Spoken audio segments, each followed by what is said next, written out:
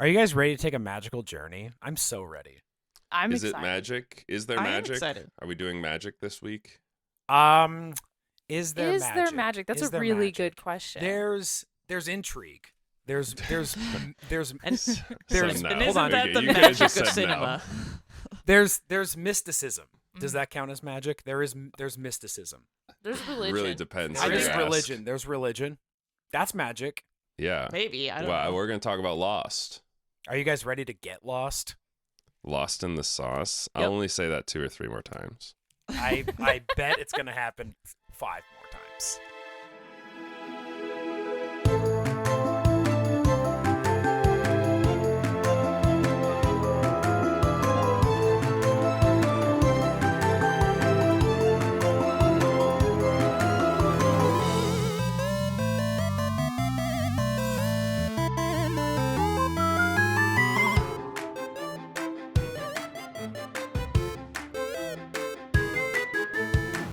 You want to bet on it? Everything's betting now, by the way. I don't know if you Everything's betting now. I yeah, will brought bet to on you it. by. Yeah, brought to you by Any this sports podcast brought betting. to you by. This podcast is brought to you by us because we made it and when we put it on the internet and And nobody And helped you're us. welcome. Nobody Yeah. owns us. Yeah. Nobody. Yeah, let's get really aggressive at the audience right at the beginning. Welcome to the Lord. Fucking own us. Well, welcome to the Lore You Know, a podcast where some friends talk about the fantastic and often convoluted lore of the media that you grew up with and love. And here to talk about the mostly correct facts is me, CJ. Me, Liz. Me, Sammy. And me, Eric. And you, boy, when you said convoluted, boy, do I have a Yeah. treat for you today. Yeah, every once in a while, one of the words in the intro is sort of a load-bearing pillar. It's usually it's the mostly and mostly correct, but today I'm still gonna lean heavily. I'm gonna lean heavily on mostly and To be also fair, convoluted. I think everyone who is remotely aware of Lost knows it's got a lot going on. At the very least, it's Maybe too much? yeah. I have memory of okay, so I've never watched Lost. Never Yeah, let's seen go it. through that. Yeah, I want to But hear what you guys know. I do have like memories. I feel like it's probably just the time of my life of when it started coming out Yes. because Yeah. I watched a lot of TV. I just didn't watch Lost. Right. Yep. And so seeing commercials for Lost a lot. Yeah. Mm. And Yeah. it started with I was like, oh my God, that's so scary. I don't want to watch a show about a plane crash. That's really scary. And then it went on to, I'd see clips of, whatever they would show in the commercial trailers. And I'd be like, now what is happening here? Yeah. CJ, have you watched it at all? I ain't never seen Lost. I don't know nothing about it except So for I- the ending and the plot. So I But- am but curious. I'm everyone sure you knows don't that. know the I was gonna plot. say I actually unfortunately have had the ending spoiled, but it did not. So- I will say it's cleared up doesn't nothing matter. for me. It doesn't I- matter. I I think actually the ending was spoiled while it was running, right? So Yeah, it's it sort does- of a Yeah, I think so. I didn't watch it when it came out, but Eric and I watched it somewhat recently, and I also was like, "Oh, I know the ending to this." And then the ending happened, and I was like, "So what was spoiled?" It was like just sort of a made up. No, let's not. Okay. You can't spoil No, it don't- again. So there's some no, people I'm who a- are gonna have this spoiled twice. No, the ending really doesn't matter, because it's not a linear narrative really at all, especially by the last season. Mm. So like, yeah, there are actually like kind of like multiple endings, sort of, and yeah, so the end. If you mean by the ending, you mean I know how the last episode goes. Yeah, I think a lot of people are aware of what happens in the last episode or what the meaning, quote unquote, meaning of the last episode is. I think it's that I know the meaning. The meaning. Yeah, and actually, it was either J.J. Abrams or Damon Lindelof who, I think at a Comic-Con at one point, discussed fan theories and totally said that's not what it meant. Oh. So at a lot, there's a huge fan theory out there, that the island is just purgatory, And Yeah. one of the Lindelof or Abrams said that's not true. But like you can go to like the Lostopedia and like it's clearly still being debated. But anyway, But like the way That it was doesn't surprise me. spoiled for me is like I thought that was just definitively what happened, and then I watched the show and I was like, oh, I okay. did guess too, people were so- just trying to figure out what was going on. I guess there's a I lot of actually room for don't know. interpretation. Yeah, I guess I actually don't know what happened because I did think And- that's what it was. Do you guys remember when Inception came out and everyone was like, "What's going on?" And it's like, dude, it's a linear story. I was gonna What are say, you talking yeah. about? It's really Inception's like the most straightforward story. Yeah. This They were happens, like- then this happens. I feel like that birthed explainer videos specifically for Yeah. things that didn't really Yes. need explaining. Yeah. Agreed. Well, agreed. this maybe could use some explaining. Sounds like there's some debate. So we're gonna, Yeah. Eric, we want you to put on your critical media thinking cap and really Okay. tell us what is Lost about. It is the year 1967, and a secret UN Security Council meeting is discussing something that was discovered by a reclusive Princeton scientist named Enzo Valenzetti. And they are discussing this at the UN Security Council because Dr. Valenzetti has discovered what he's calling the Valenzetti equation. Now, please remember, this is all about the show Lost. Okay. Right. He has discovered what is known as what he's calling the Valenzetti equation, which is an equation that determines, he believes, has determined when humanity will self-extinct. So when Oh, will okay. humanity fully extinct itself? And the equation includes the numbers 4, 8, 15, 16, 23, and 42. Now, if you know anything Oh, it about has Lost, 42. you probably know the numbers. The numbers are huge in Lost, and the numbers stem from Enzo Valenzetti's equation spelling out when when humanity is going to become extinct. I love when a piece of media is like, we need something really important and sciencey that people will believe. Let's make it an equation. And we'll Yeah. never tell you the What equation. if- we just know it's an important equation. If you what solve, does that mean? if you solve it, presumably it tells you when humanity. But like Yes. that's not really. That's sort of just an algorithm. But Well, I'm very pleased that they said that he discovered the equation. You know, there's a lot of philosophical debate in mathematics on whether you discover equations or invent or create equations. Sure. It very, very much could have been create. I'm using poetic license as well as the No, mostly I'm. facts part. Don't worry. I'm in the field that I think you discover equations. They already Okay, exist. all You right. just figure them out. Now that's the UN Security Council, and they're keeping it hush hush for now. Because of the possible implications of keeping 'Cause humanity if somebody solves it. alive. uh-oh. Right. I was gonna say if I saw a news article that was like scientist finds equation to solve end of humanity, I don't think I would panic. I would be like, okay, whatever, dude. Yeah, that makes no Remember, difference. This is 1967. This is 1967, and people are still. I mean, I can't.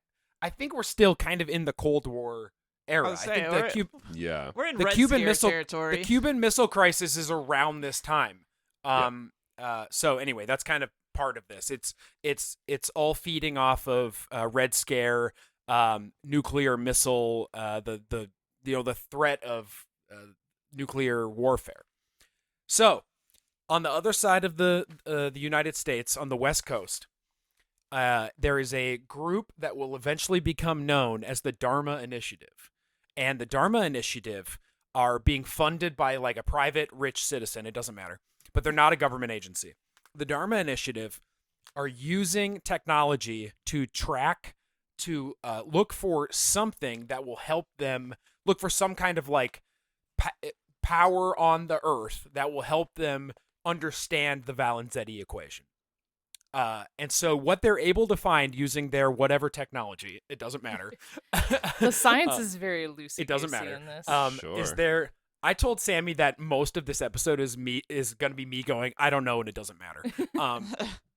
So what the Dharma Initiative, eventually they become the Dharma Initiative. And what the Dharma Initiative is able to find from their little scientific research center is a pocket of strange and very, very strong electromagnetic activity. And they find it guess what? On a little island in the Pacific between Australia and America, essentially. So just a island in the middle of the Pacific. And they actually, it's canon that they do find it elsewhere, but for some reason they focus on this island in the middle of the Pacific. Yeah. It's like, why? I don't know. No one owns that land. Yeah, I thought Right. it was gonna be like the Bermuda Triangle or something, but no, they wanted to go somewhere else. Okay. More Dharma Initiative, more like Dharman Initiative. If you watch those YouTube videos. Anyway, so That the one's Dharma for the Gen Alphas out there listening. yeah. according to my whatever stats that I get, all 2 of you or whatever. The Dharma Initiative stands for Department of Heuristics and Research on Material Applications, and they were formed to try and stop that eventual humanity self-extinction, as prescribed or spelled out by the Valenzetti equation. Okay. So, okay, it's this again. I don't know what you created this equation just being a mathematician, I imagine, which you don't. There's no like, there is math research, but you're not like going out to an island to be like, I'm going to research this for math. You're like in a room somewhere with some other guy, and you're just like writing equations for 6 hours. So the reason why they were seeking out this like some kind of otherworldly power is they wanted to. So they find this blip of huge electromagnetic energy on this island, and so the Dharma Initiative immediately forms a crew, and they go out there and set up a small community, like a little enclave on this island, and begin studying it. So they set up several stations that all have different names. Like there's the Swan, the Lamppost, the Hydra, the Pearl. All of these stations are different sorts of studying. So they're studying agriculture on the island. They eventually study medicine on the island and how the medicine affects people's health. They study this electromagnetic pocket. They find where it is, and they build the Swan Station and study the electromagnetic field coming from the island. And they're using all this information to try and stop the eventual extinction of humanity. So they do that sometime between 1967 and, let's say, 1970 something. They set up on the island around the early 1970s. Sure. Not a very focused research mission, and a hugely expensive boondoggle, I'd imagine, but whatever. They are funded by some guy who is talked about in the show. I don't know. It doesn't matter. Sure. Okay. However, as usually happens with some sort of colonization, there are natives on this island. Don't worry, guys. No. Don't worry, guys. The natives are all white people for some reason. There are natives on this island. Question mark. The natives on this island, the Dharma Initiative people begin to call them the hostiles. Later in the show, we will refer to them as the others, but for now they are called the hostiles. What do they call themselves? That's what I want to call them. I actually don't call know that. I don't think they could. I think they just kind of accept the term the others or the hostiles. Great. That's just like we just found out what the name of the predator aliens are. Right, exactly. They're not predators. What do they call themselves? They're the Yautja. Yes, and I'm sure they don't like being only known for predating.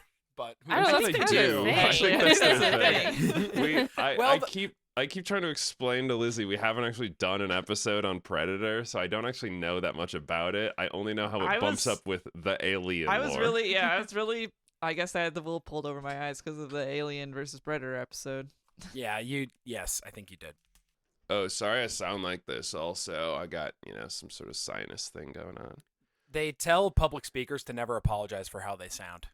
Yeah. Anyway. Well, we're this is a in private. podcast.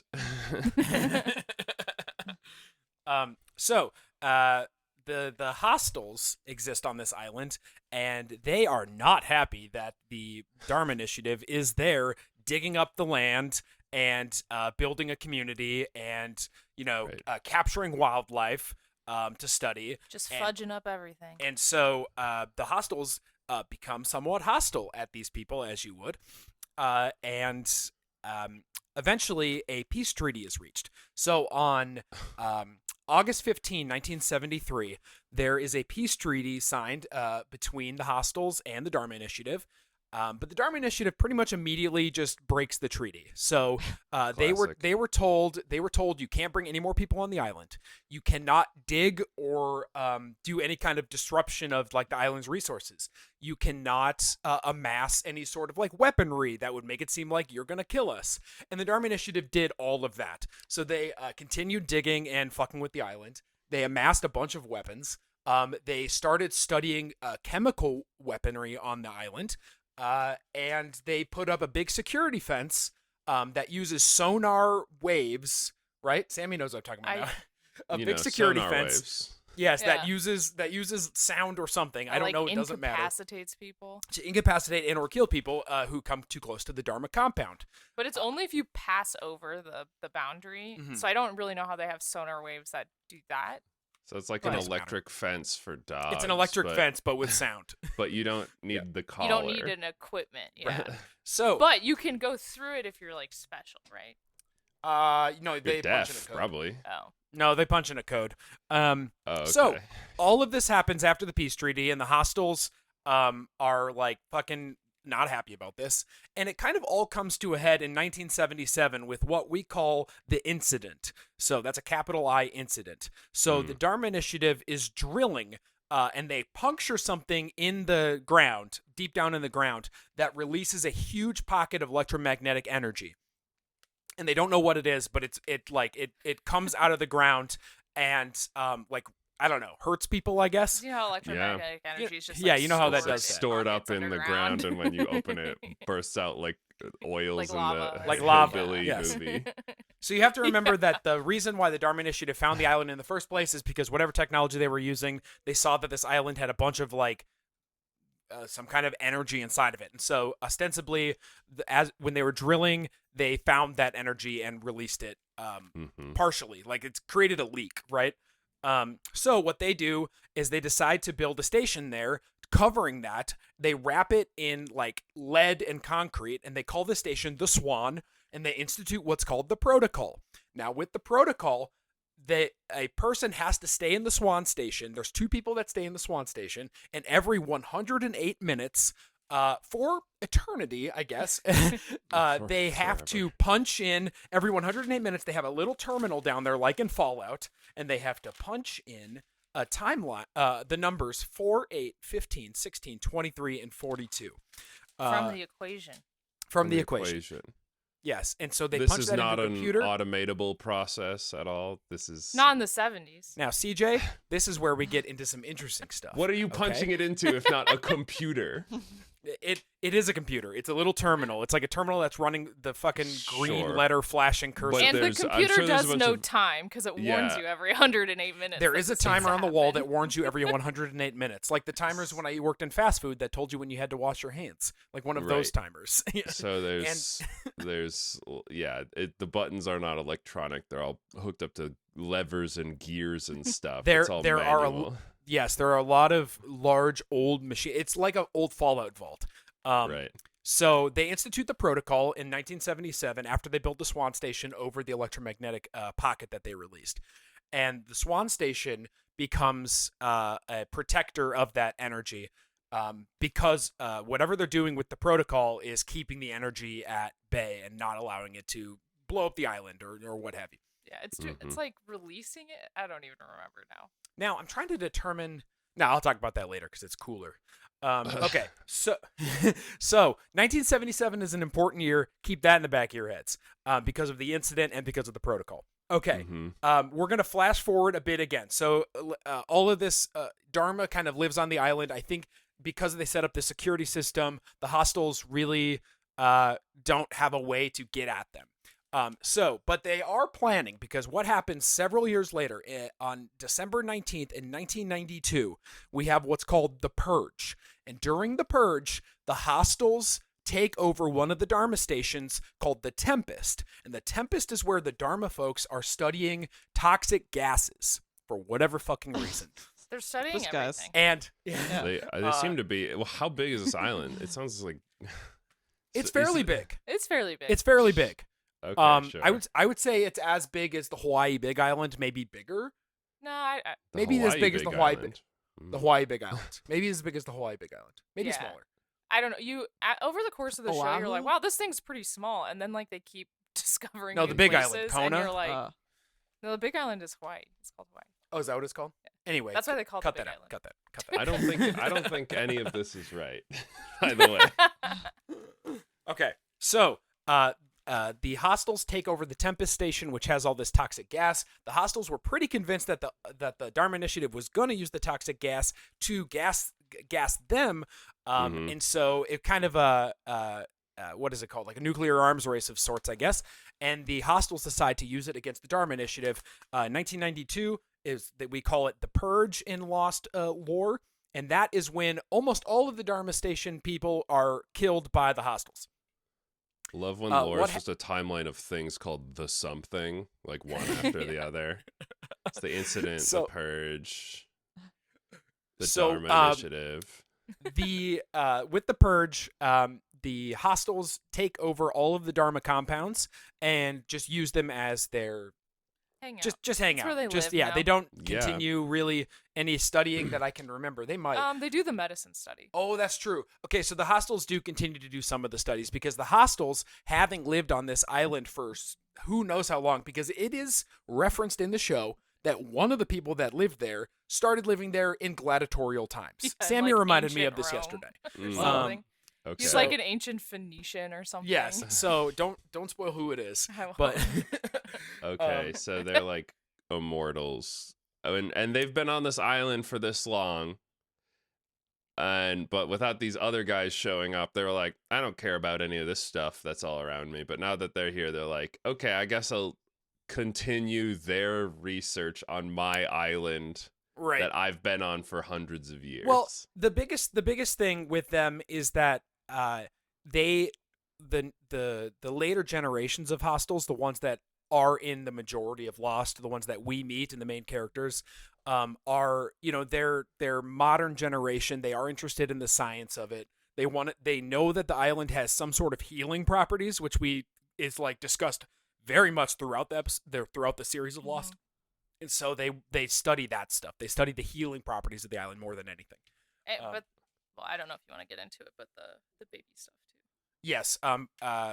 Eventually comes out that for some reason babies die on the island. Like babies cannot survive. You can't give birth. Like no the one mom can give also birth dies. and have it live on the island. So everyone who's like a part of the hostile group is from like shipwrecks and things like that. right. Whoa. But then they live forever because they're on. Some the some of them. No. Okay, cool. Okay, so This is the dark Dharma Initiative- magic. I would not be Eric- fucking with this Eric stuff. is like, no. I would straight up not be messing around with this stuff. Sometimes you find some sort of horribly cursed things, and you're like, oh, maybe I can use this for good. But I don't think so. I think you should just leave it be. CJ, I think that's a good stance. It gets to take. even more dark magicer like as we go along. This Like, is the good stuff. this is CJ. this is the most tethered to reality stuff I'm gonna present to you, I think, in some ways.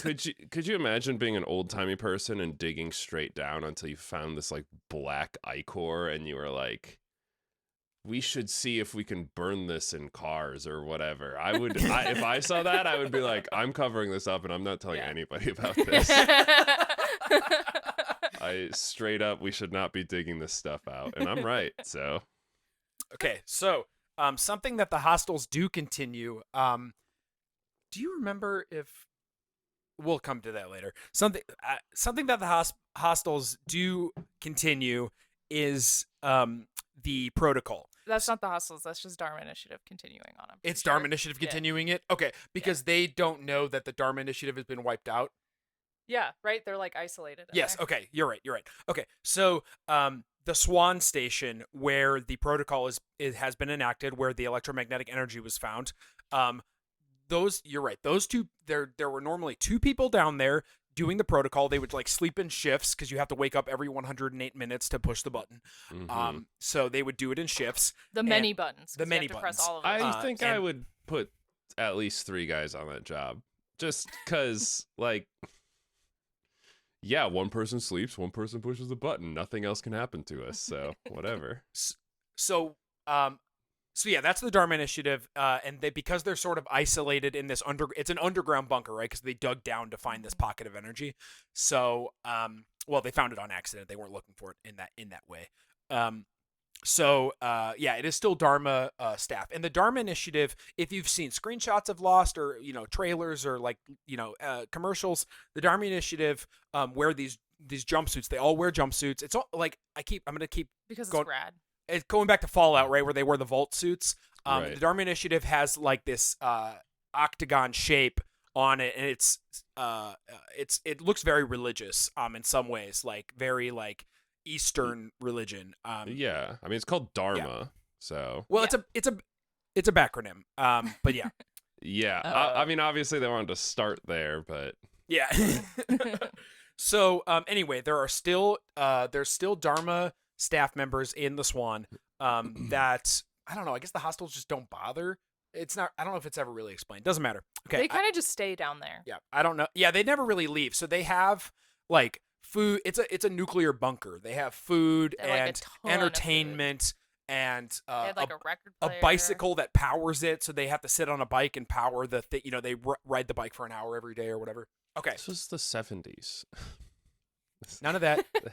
They had Doesn't matter. had electricity technology. Well, you have to remember that now we're in the 90s because the purge has happened. Okay, now we're gonna flash. Well, then you should definitely There's have a more better way to technology. power your stuff than Well, these- a bike. No. These are old. So you're actually right. These are old. They were built in the 70s. So they Right. are very old school nuclear bunker. Like it looks like Yeah. a 1950s classic nuclear bunker. I just on the think they probably would have had. They could put a water wheel up or something. I don't know. Okay, so we're going to flash all the way forward. Now, keep in mind, the protocol continues happening for that entire time. We're all Right. the way to September 22nd, 2004. So we are 12 years after the purge. And on September 22nd, 2004, a man named Desmond Hume misses the protocol. No. He forgets or falls asleep, I think. He falls asleep because his partner left.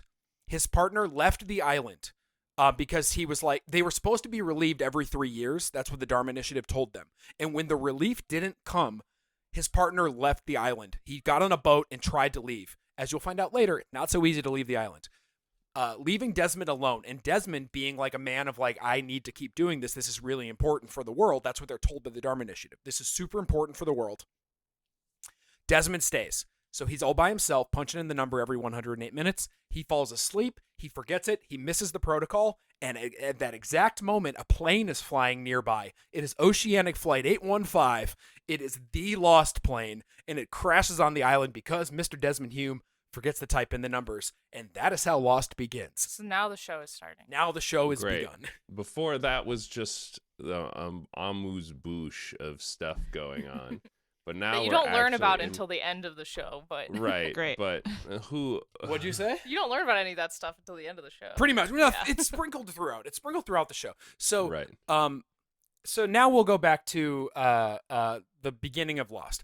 So Yeah. Lost was first conceived by the head of ABC in the year 2003 because he once vacationed to Hawaii and he wanted to make a show based on the movie Castaway.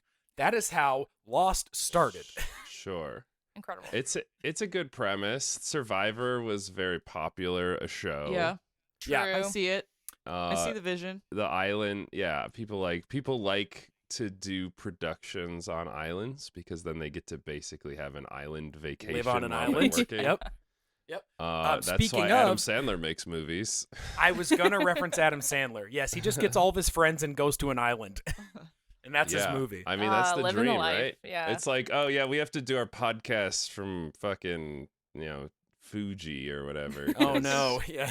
Because I don't know, we have to. That's production. We need ocean sound. Production's cheaper there or whatever. To your point, it's actually not cheaper there. So, the Lost pilot, which released in 2004, was at the time the most expensive pilot for network television or really anything ever produced. It cost somewhere between $14 and $15 million. And at the time, a normal Jesus. pilot Wow. at its most expensive at the time, a normal pilot was around $4 or $5 million. So it was Sure. 3 times expensive as a normal pilot. And this is because they have a huge cast. Lost has something Yes. over like 70 characters over the Yeah. run of the show. It's too and many. many of them are in multiple episodes. So it's not just like they have a one-off They have so many fucking characters in this show. I can't One other believe they reason why spent it was so much on the pilot and they still crashed the plane. You know what I mean? one other reason why it was so expensive, speaking of the plane, is because they literally put a real plane there. And I apparently remember like seeing that. Yeah. yeah, so like CG was discussed or something, but it was like, this is a show about a plane crash. If we don't have a real We need a plane. it's gonna fucking suck. And they were right about that. They were right. It is a real I plane, mean- and it's like a very good pilot. That's really interesting. I feel like So- I feel like I could if I had $4 million, I'd buy an old shitty plane, just bust it up, put it on a beach somewhere. I could film for under that. That's crazy. That's too much. I That's mean, too you much know, money. but like But do you have Matthew I, Fox? I don't know. I was gonna speak to the fact that Lost was everywhere, though. Like, Yes. Well, yeah, It- it needed to like, be to make their money there back. was Lost mania. So Like- that's another thing about Lost is that it's often looked back at as one of the first shows that did so much outreach, so much PR, so much time. There were video Yes. games, there were online games, there were web portals and such back in the mid 2000s for this show. So it was like considered one of the most expansive shows as far as its reach outside of the television.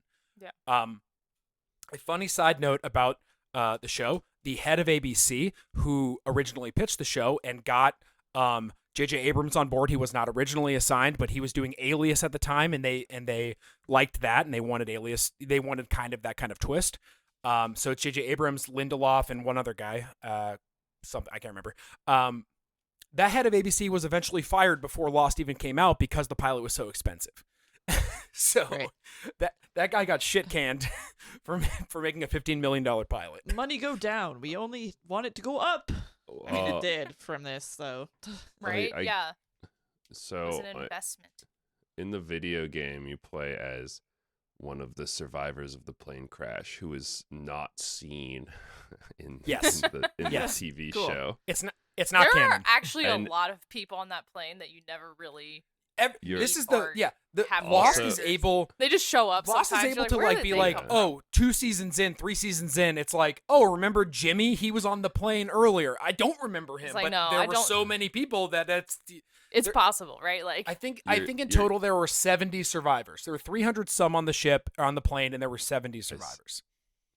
Your So- your Wow. character in the video game is an amnesiatic photographer, which I guess Oh. makes you a pretty good sort of Video game empty character. vessel for a video game character. That's a lot of people to survive the plane crash. I know. I guess maybe it was a really good pilot. What's I just- 70? What was out of 300? Yeah. How What's many? What's how that many percentage? did? How many did math Sully guy? save? How many Uh, did a so little- everyone, honey? a little Yeah, over but how- a but how quarter, many- Liz. That was he only saved 155 people. the percentage. Sully did? Percentage wise, he got 100. Yeah, it's like He 100. did nail that. He But got the to other admit he did you nail know, that. you saved 70 people. That's a pretty lot, good though. too. So Where's I this? assume the Where's pilot- this the guy's pilot died? special day? the pilots, Probably dead, right? yes, yes, Because they He hit the must- he ground must have Yeah, died. first. we don't ever see. Well, here's the thing about the plane: it doesn't come down; it gets ripped in two. Yes, I So there's remember a- that in the there's a trailers. So it really scared me. Wow. There's a tail section that falls on a different side of the island. So the Yes. first thing we see is the nose, the front of the fuselage, and that's where we get our main characters: Jack, Kate, Sawyer. Those are the top three. It's the love Elites. triangle. I really was hoping you were gonna keep listing because there's like 100 people Jack, that you could Kate, have gone Sawyer, through. Saeed, Hurley, Charlie, Locke. Bernard. Hugo. What happened That's to Hurley. what happened to everybody in economy class? A lot of those guys weren't. Some of them were in economy. So anyway, it doesn't matter. Cut that. So season 1 of Lost is mostly backstory. What Lost does a Sure. lot of is it shows, because they have so many episodes. They were doing 20 plus episodes a season. It was a network TV show. They have so much backstory. One thing I think is worth mentioning that I just remembered is that Abrams and Lindelof said they thought they had enough material for 4 or 5 seasons. Yeah. Lost went 6 seasons, and every season except for the writer strike season had at least 20 episodes. I'm pretty sure. So That's there a was a lot. writer strike sprinkled in there. Yeah. So yeah, 20 episodes for 6 seasons. And at the start they thought they could maybe do 4 or 5. So I know I remember hearing that like, oh, ABC pushed them to do more because it was making so much money, and that probably is true. But yeah, so that's kind of why I was- Lost went on for so long. I always wonder about that. I mean, like, I get it. You're making money, people are getting paid or whatever, but I feel maybe this is why I'm not greedy enough to be a studio exec, but I feel like if we made a bunch of money, if we made like $50 million on a TV show or whatever, and then it was just like, I don't want to do this anymore, I'd be like, all right, whatever. I don't care. I made $50 million. Great. I'd rather it be I good can in retire everyone's whenever. mind. I'd rather it be good in everyone's mind forever rather than continue and get worse and worse, and then Yeah. people's Yeah. image of it deteriorates. Yeah. So but I Stranger I have Things? seen yeah. I, I hope have that seen never happens Lost. to this podcast. I've seen Lost all the way through twice. So I watched it just after college. I remember one of my good friends watching it in high school. He was obsessed with it. I never watched it when it was out. That would have been in the mid 2000s. I watched it right after college when I was living by myself, when I had my first job. And I was living by myself and I was bored. And then I just rewatched it, like Sammy said, I just rewatched it with her a few months ago. So I've seen Yeah. it all the way through twice. And I have to say, on the overall, it is a really fascinating show. It has really good moments, but because it's in this like 20 plus episode per season, and because Yeah. there's so many goddamn characters, Too many characters. they spend so much time doing too many things. Too many things. And they don't even focus on the characters that are interesting. yeah, They that's true. focus on Sure. the lame characters. So That's gonna so start. anime. This sounds like I an was anime. just thinking this sounds like an anime. This is just So- exactly how Ensemble animes cast work. anime. Ensemble cast anime. You have to have one episode about the like fucking whatever side goofy character, like Yes. what's his whole deal. Oh, he actually has Yes. a tragic backstory, but he smiles through the pain. Whatever. I don't care about you. So season 1 is mostly them setting up on the island. This is when they discover the others. Now they call them the others. They do not refer to them as the hostiles because they are not. This is a different group. They're just seen as, oh my god, there are other people on this island, and the others are terrifying to them. The others come in the night and kidnap. And they're some- like dirty and they- covered in rags. yeah, like and they got they gross yeah. facial hair. So and we find out later that that's all a ruse. They dress up like that to look scary. to scare them. Oh. Are they yeah. real rats, or are they like prop rats?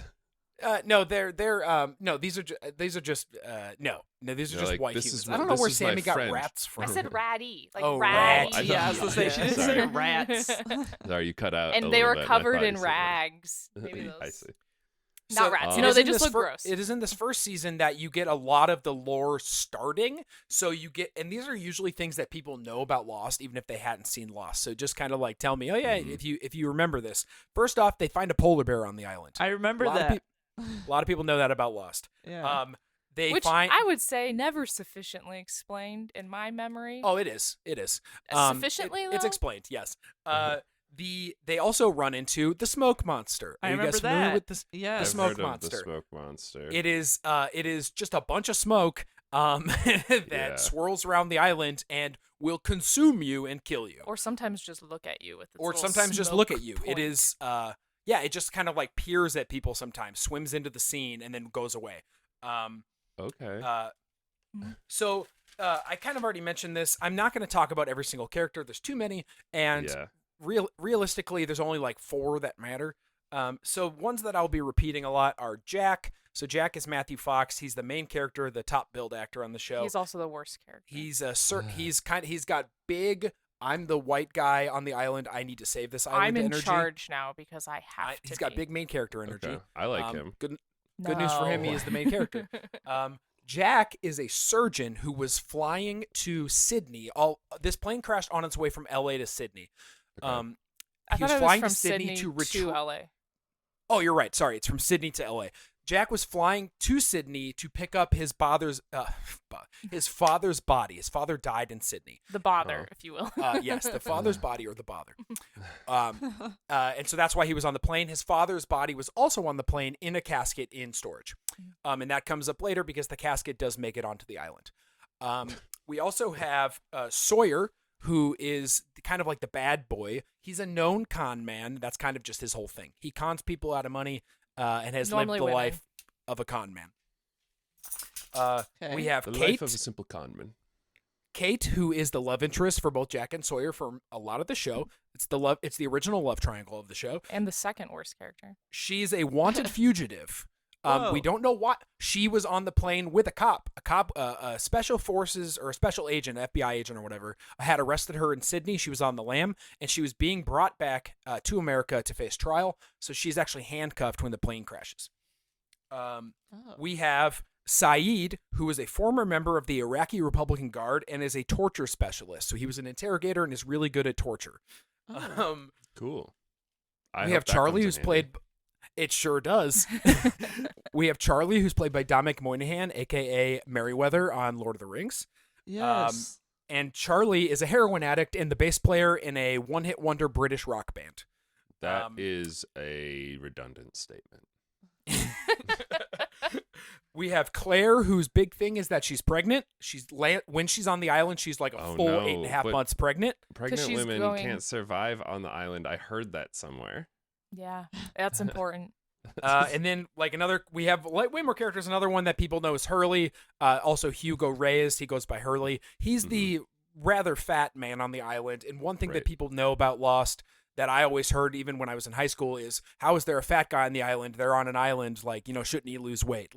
And they address that on the show later. Hurley's a very fun character. Also, there's a billion other things that are better for you to question in this show Yeah, right. I was than like, why that's weird. I mean, than like, why they're not this there that guy long. is the way he is. I know. Yeah, the Yeah, first how season come- is like how the come first they're 10 not days all- or No, something. the first season is the first 44 days. That's Okay. That's a month. But, Okay. yeah, how come they weren't like, how come everyone else isn't emaciated and skinny, Right, like yeah. bone skinny, huh? Anyway, that was a thing, and they eventually address it in a later season where Hurley obviously gets made fun of for his weight. In the It's flashbacks, it it's goes so back to his life upsetting. before the island. I like and the so idea of the show just looking directly at the camera and being like, the reason Hurley's fat is because he's an actor who lives in the real world. And this is all fake. It's all made up, idiots. I mean, this We're was moving on. we still had a huge fat phobia problem at this time. Yeah. Absolutely. So it was It's- actually really we cool still that do he today. like. I was gonna say it's still out there, but I would say it's a lot better. better than it was than then. it was. But yeah, for So- sure. But he's like the nice guy. Yeah, on the Hurley's island super nice. Who is trying to be friends with people. Yep. and- And he's often has the most fun side quest episodes. And is a very main character all the way to the end of the show. He actually has useful things he can do. So, Cool. we have in season 1, like I said, we learn about the smoke monster on the island. We learn about the others. We learn about the polar bear. Yep. We also learn about a woman named Danielle Rousseau, who's a French woman who has been on the island for 16 years. Now, they find this woman because they find a radio on the plane, and they are trying to use it, but they find that there's an antenna on the island from the Dharma compound. They don't know what it is yet. They just know that there's some kind of antenna on the island. And Saeed is good with tech stuff because he used to be in the army, I guess, and was also a technician and a torture Saeed's guy. kind of the Wow. character where they're like, we need somebody to do something. Saeed actually has that skill set exactly. Sure. that Yeah, you exactly need. that skill set. Sort of the Sa- Velma of the group. Yes. Yeah. Saeed that is is a able to good- cue into the radio and find that a message is being repeated over and over and over again. It's in French. It is eventually we find out it is from Rousseau, who's been trapped on this island for 16 years. And the message is 4, 8, 15, the 16, numbers. 23, 42. 4, 8, 15, 16. But there's also words. Yeah, there are words, and then but a continual message is repeating, and it's the numbers. Yeah. Do you guys like how all fantasy, whenever it uses random numbers, uses 42 as one of them, just because of the Hitchhiker's Guide thing? Yeah. Oh, is that what that is? Yeah. Yeah. I didn't 42 know is that. the That's why I answer to reacted. everything. Oh. That's why It's I also reacted. Jackie Robinson's number. It Is is that also part of it? that. I don't think It's that's Jackie part Robinson's of it. number. No, it was in the Hitchhiker's Guide to the Galaxy. They do a bit. It's very funny. You should read Hitchhiker's Guide to the Galaxy if you haven't. I have seen the movie, but yeah. The movie's okay. It's different. The side lore, the fun thing about all of the Hitchhiker's Guide stuff is that every iteration of it is different on purpose. So every time you watch, Oh, cool. so if you read the books, that's one thing. They had a radio miniseries. That was another thing where it was kind of the same, but different stuff happened. They had the movie, which was also similar, but different stuff happened. Basically, every time they were like, Douglas, we want you to like do it in a new. He's like, well, I'm not doing the same exact thing again, so I'm gonna Yeah, because like, that's boring. change. Yeah, I'm gonna change it up. But that That's was fun. his. I like that. That's what one of the jokes. Kind of, they're all jokes, but one of the things in there was they ask a really smart computer what the answer to life, the universe, and everything is, and after like 100 years of 42. computing, it's 42, and they're like, well, that I doesn't did make know any that. sense, and they're like, well, do you know what the question is? And they're like, well, it's the answer to life, the universe, and everything, but it's like, but that's not a question. It's like, okay, well, can you tell us what the question is? They're like, oh no, to compute the question, that would take like way longer. Yeah. So yeah. that's I did that's know why. that. I did know so that. 42 became like a science fiction nerd meme for like ever since then, and that's why it shows up in stuff a lot more frequently than other quote random numbers. So, as the majority of the group is trying to escape, I also forgot to mention Michael and Walt. Michael is a middle-aged guy. Walt is his son, who's maybe 10. And they also have their dog Vincent on the island. It's a kind Love of a Vincent. yellow lab. Oh, Vincent. that's- Vincent. We love Vincent. Well, yeah, You he's also a didn't dog. mention Locke. What's that? Locke. Oh, Locke, of course. And then we have John Locke. He goes by Locke. And in the first episode, Locke is seen on the beach. These people are strewn about the beach after the crash. And in the first episode, Locke looks down at his toes and he sees his toes wiggling. And he's kind of blown away by that. And we eventually find out that Locke, before coming to the island, was a paraplegic and in a wheelchair. Whoa. And the island somehow restored his ability to walk. And so Locke becomes kind of like a proselytizer of the good of the island. Yeah. He's So a while big island head. So he's a big island head. He's island maxing. So while most of the crew is looking to escape, they found Rousseau. They found a radio tower. Rousseau says that something mysterious happened to her crew 16 years ago. They all had some kind of sickness and died. That never comes back, by the No, way. It Oh, does. okay. Not really. I think it comes back more than the polar bear. does. Okay. It's like one of these cool things that's like, even if that never really gets explained, it's cool. No, but they then- bring these stuff back, but it's not that cool. Yeah, right. Eventually they explain Sure. it. It's like, oh, that sucks. Yeah. Yeah, it's like a so- D&D campaign where you kind of write it as you go. So you're It like, absolutely is. That is a I'll good set, description. I'll of set Lost. some stuff up here, and if it comes back, whatever. We'll and if see it what- doesn't, what then sticks. who's gonna give a shit? No one's gonna remember this. So, Locke while everyone else is trying to find a way off the island, Michael especially, Michael is just adamant that they get off this fucking island. Because he has a son with them. We learned later that Michael was in like a broken marriage or something. He's like a single dad, and his son doesn't really like him. Whatever. So Well, he Michael just wants to took get the fuck off custody, the right? island. They all do. They're trying to build a raft to get off. It's classic like castaway shit. You get on an I island, build a raft. straight up would not get on a raft to get off of an island into the You need ocean. to build something to draw attention to yourself. That's Yeah. what you got to do. The radio tower is actually a great idea. I think Yeah. that's a way higher chance of success than a fucking raft in the Pacific Ocean. Are you kidding me? So Saeed and Jack kind of team up and do that. But in the interim, Locke, being the big island head that he is out kind of searching the island for its mysteries and mysticisms. And he finds in the ground, I don't quite remember how, but he finds in the ground a door to an underground hatch. So it is just a big metal door with a window, kind of a chart. It's like you can't see through it. It's like a very Well, it's just dark underneath. yeah, right. Oh, that's true. There's no light. yeah. Anyway, it's a big underground hatch. Locke finds it. He finds it with Boone. Boone is another character that Doesn't matter. Doesn't matter. He was eventually in Vampire Diaries. They kill him off, and now he's Damon and then he starred in Vampire, Vampire Diaries. Diaries. So Locke and Boone find this underground hatch, and by the end of the season, they are able to use. God, did they find the dynamite in season 1? There is a shipwrecked pirate ship on the island.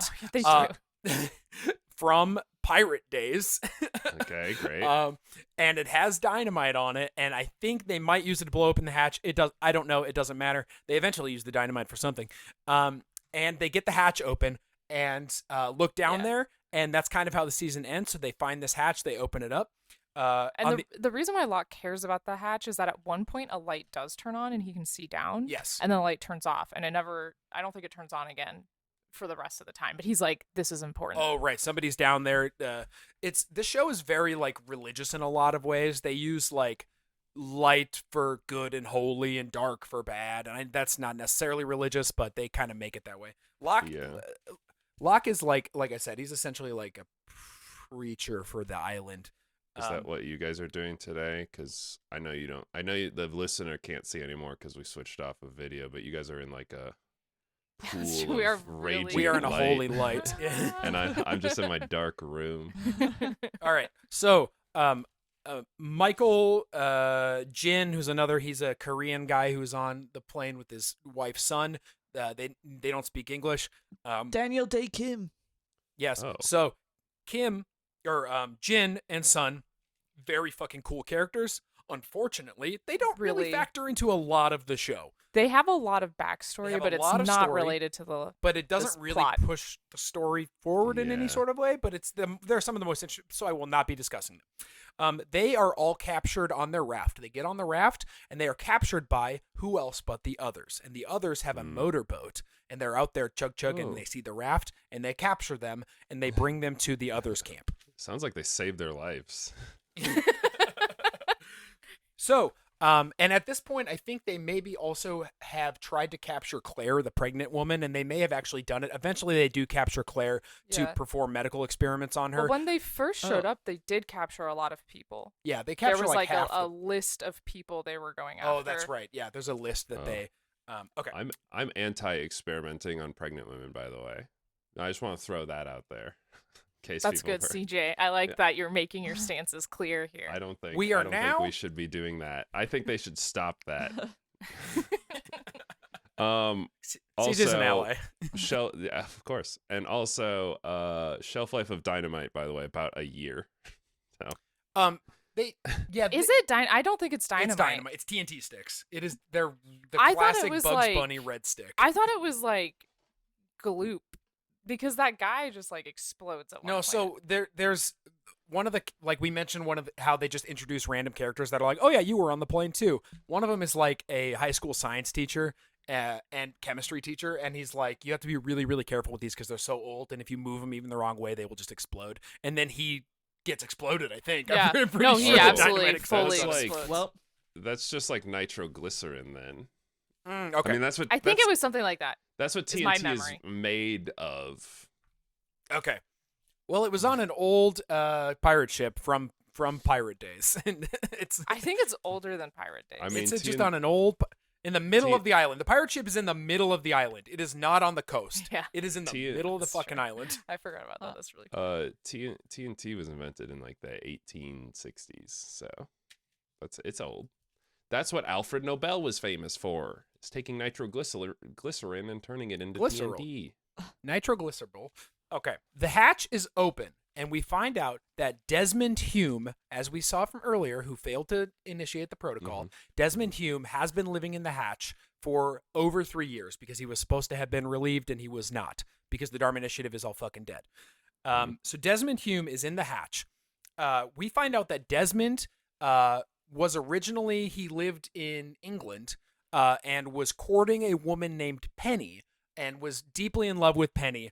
But Penny's father, a very rich man by the name of Charles Widmore. Charles Widmore. Now remember that name, guys. Charles Widmore is going to come back a lot. Surprisingly important one, because at first you're like, oh, it's just this guy's like upset father-in-law or whatever. No, he's actually like one of the most important characters in this. No. So Desmond is courting Penny, and eventually has like some kind of confrontation discussion with Charles Widmore, and Desmond determines through this discussion that he is too poor to take care of Penny and instead he must sail around the world because Charles Widmore's company is promoting a sail around the world initiative and I think you win money for doing it. I forgot that's why he ends up He ends up there. on the island Is that because he he's was trying sailing to around the sail world. around the world to prove that he's good enough for Charles Widmore's daughter. Yeah, That's oh my Wow. God. that's a crazy idea. They're like, you're not rich enough to take care of my daughter. It's like, dude, you're already rich. What are you talking about? That means she's rich. What do you mean I can't? It's Desmond done. is- It's figured out. Desmond is one of our favorite characters. Desmond is a fucking He's great actually character. really interesting. He's so interesting. It's well acted. I think they He's do got the a best job writing his sick storyline. ass accent. He's got a great And accent. he stars later in the 100. He also stars later in the Australian banger of a youth fiction show, The 100. Because he's darling, actually if- Australian, right? The actor. Well, he's British, Say as again? we said. The actor's actually Australian, but he's playing a Scottish No, guy? he's not. He's like Scottish. Oh, okay. I think he's like Irish or Scottish. I can't remember. Darling, Um, if your parents wanted me to sail around the world to prove my value to you, I would do it. If they gave me a boat, I guess. Cool. Again, if they're providing me a boat to sail around the world, they really don't have a foundation to stand on the whole, like, how can you provide for my daughter? I'd be like, well, I'd probably sell the boat Well, first. there's something I've been meaning to tell you. There's something I've been meaning to tell you, CJ. Oh, Actually, no, oh, no. Liz's I'm family gonna- needs you to sail around the I'm- world. I'm going to take a several year vacation from the podcast because I need to sail around the world. And hopefully So- I don't get marooned on some magic island, but no promises. So Do they make him go around the horn too? No Panama Canal? That's I probably know, right? Yeah, God, yeah, probably. Probably. The Panama Canal's for suckers. If you really want to sail around the world, you got to do it. You gotta do it old gotta school. go around Argentina. I don't know. I don't know what else to tell you. Kids So, these days don't want to sail around Argentina. Kids these days never want to sail around Tierra del Fuego. I tell you what, it's. So the Locke and the rest enter the hatch, and find Desmond down there, who is like freaking out because he's like, Are you my relief? Like, why you're finally here? Whatever. Why did you explode my Yeah, why did hatch? you blow up the fucking hatch door? You And could the have hatch- knocked, idiots. Once you get into the hatch, it's like 100. It's a huge ladder to get down. It's like 100 rungs of a ladder or something. It's a Oh, huge ladder. cool. And It's like I also it's think- like a fucking Solid Snake giant ladder. Desmond That's- was told by the previous person that like the outside island was toxic or something. Oh, right. That's like how they that keep him in that's there. why he can't leave is Oh, that right. it's like too dangerous to go out. And so he literally never has left during Yep. this time. He has like a since he gas showed up. mask and stuff, and that's why he also didn't chase after his buddy that left. Yeah.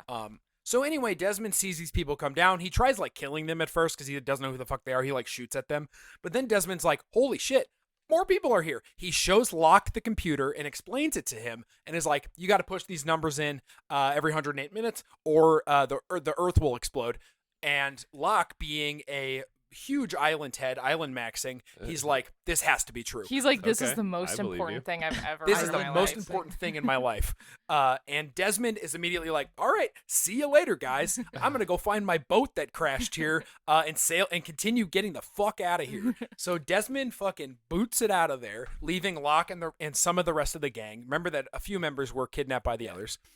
And so Locke becomes a huge proponent of the button, pressing the button. Locke Yeah. loves Love it. the button. Love pressing the button. And then they also I- get a ton of food, which is pretty sick. Well, that's 'Cause good it's for it's a Sounds great like survival. fidget toy. I was about to ask. I was like, how are these people eat? Like, what are they eating? So The they're- non-survivors. Yeah, so they do find eventually they find food, medicine, and weapons in the hatch, and that becomes a huge component of season 2, where Locke and Jack butt heads for kind of the first time. They become the two people that fight a lot over what is the purpose of the island. They're You like know, two different Jack wants to get the factions. fuck off the island. Locke wants to stay on the island because it healed him, right? It like cured his legs, it cured his spine, so he can walk again. Cured my leg don't work disease. So they fight over who should have control of the hatch, who should have control of the weapons and the medicine and How such. do you I thought they distribute exploded resources? the hatch. They exploded the door.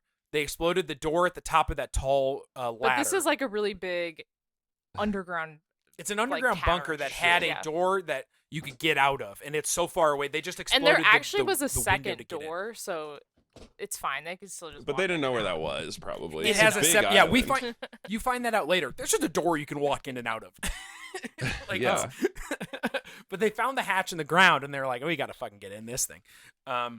So, meanwhile, on the other side of the island, we eventually do meet what they call the tailies, which is the people from the tail of the plane. I don't make up that name. They just call them the tailies. Why do they come up with I a also slur agree for it's- every group of people that they make? Yeah. They really do. like, They're not hey- very creative slurs, though. No, the Well, tailies. most of them aren't. That's true. Most slurs are very lazy.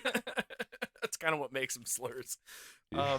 So Michael betrays the crew and essentially tells sorry, before we get there, Because Michael's been kidnapped, right? Michael he's been kidnapped By the and others. and Walt his son Walt Mhm. is taken, they're all taken prisoner, and Michael agrees to work with the others so that he can get his son Walt, and they promise to give him a boat so he can get off the island. How they do that. So we meet a character named Henry Gale. Now, Henry Gale, when Sammy saw this guy, is like, thank God they're going to kill this guy after one episode. Wrong. He is one of the main characters for the rest of the show. It was really upsetting for me to learn. Is he a weatherman? He has a weatherman's name. So Henry Gale gets kidnapped by the crew, by the survivors, Locke and Saeed and Jack, and they all begin to fight over because they think he's an other. They're like, you were on the island. You were not on our plane. So what happened? Because they have already had at least one other work undercover, pretending to be one of them. Yeah. Mm. So they're skeptical of people who are like, no, I've been around. Like, you don't remember me? You don't Right, remember yeah. me from the airplane? So Henry Gale claims to have been weather ballooning with his hot air ballooning with his wife, where they crashed over the island. Unbelievable. A little hot air balloon ride over the Pacific Ocean. What is your plan? You don't Well, who's you the don't guy have that went control around the that world in 80 is- days? He did it. That's first off very fake. Secondly, that doesn't even purport to be reality. This is just like a guy like, yeah, I'll take my Zeppelin over the Pacific Ocean or whatever, and whatever happens. So Henry Gale, they don't believe him. Saeed, I don't believe this him. This is when his torture methods come into full effect. Oh, great. Saeed For the first time. beats the shit out of this guy, and Jack is very against it. Jack is trying to be good guy, good cop, bad cop. And Locke is also very pro get as much information out of this guy as we can. And they eventually find, they say, where's your balloon crash at? Tell us where your balloon crash is. We'll go find it, and then we'll confirm. They do find it, and they find two bodies, one of which is a man who has an ID on him that says Henry Gale. And then we come to find out that this man who they've kidnapped is actually named Benjamin Linus, and Benjamin Linus is the head of the others. He went undercover. They were So- right.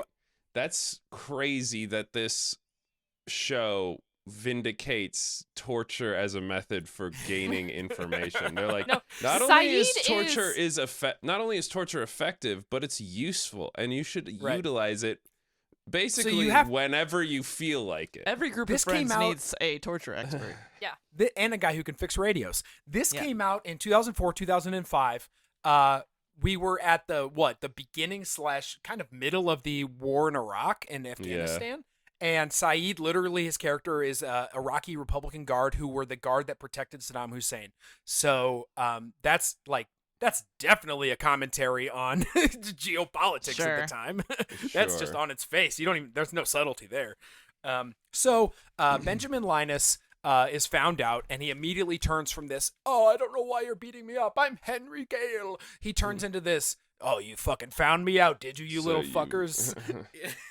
I love that he comes up with a backstory that is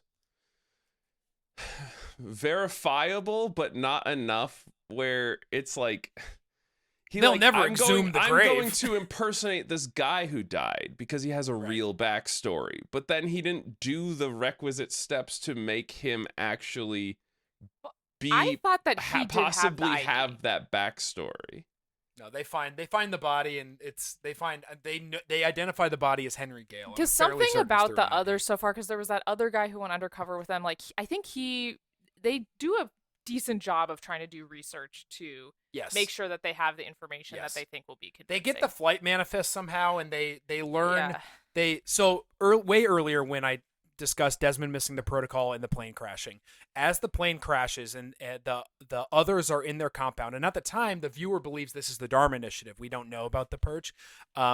The others see the plane crashing, and Ben Linus, who we just met, Ben Linus looks around and starts doling out responsibilities and says, Ethan, you're going to go where the front crashed. You're going to go where the back crashed. Pretend to be one of them, blend in, find out more information about them, get the flight manifest, because they want to see who they are and they want to see if they can bring anyone into the fold.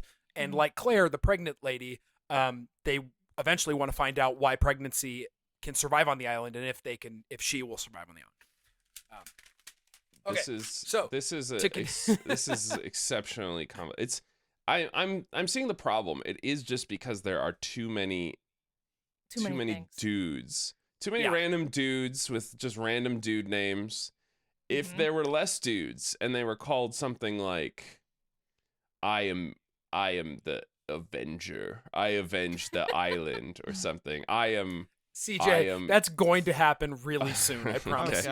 Well, good. I promise you that's gonna happen. Presumably, they brought in someone like me, and they're like, "Hey, we need help fixing our show. It's incomprehensible." And it's like, "Oh, okay. Well, less names of random white dude names, more."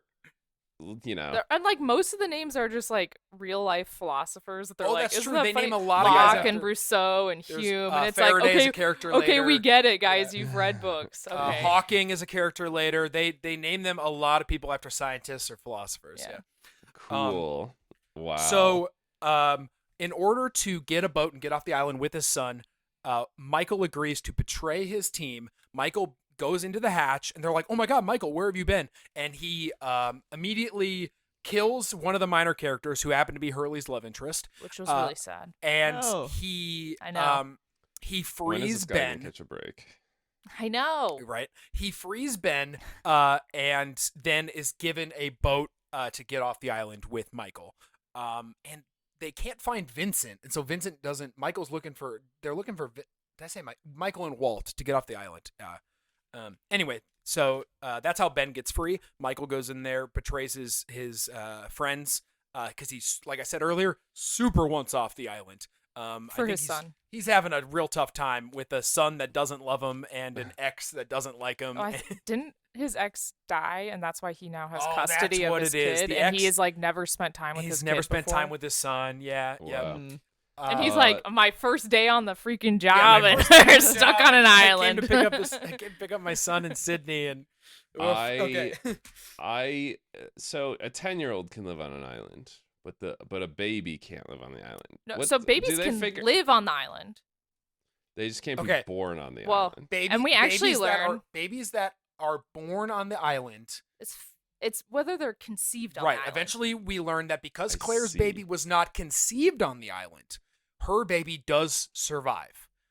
When she finally gives birth in like season 3 or something. Yeah. So first off, life at conception is true. It's true. Scientifically verifiable on this crazy island. J.J. Abrams said it was true.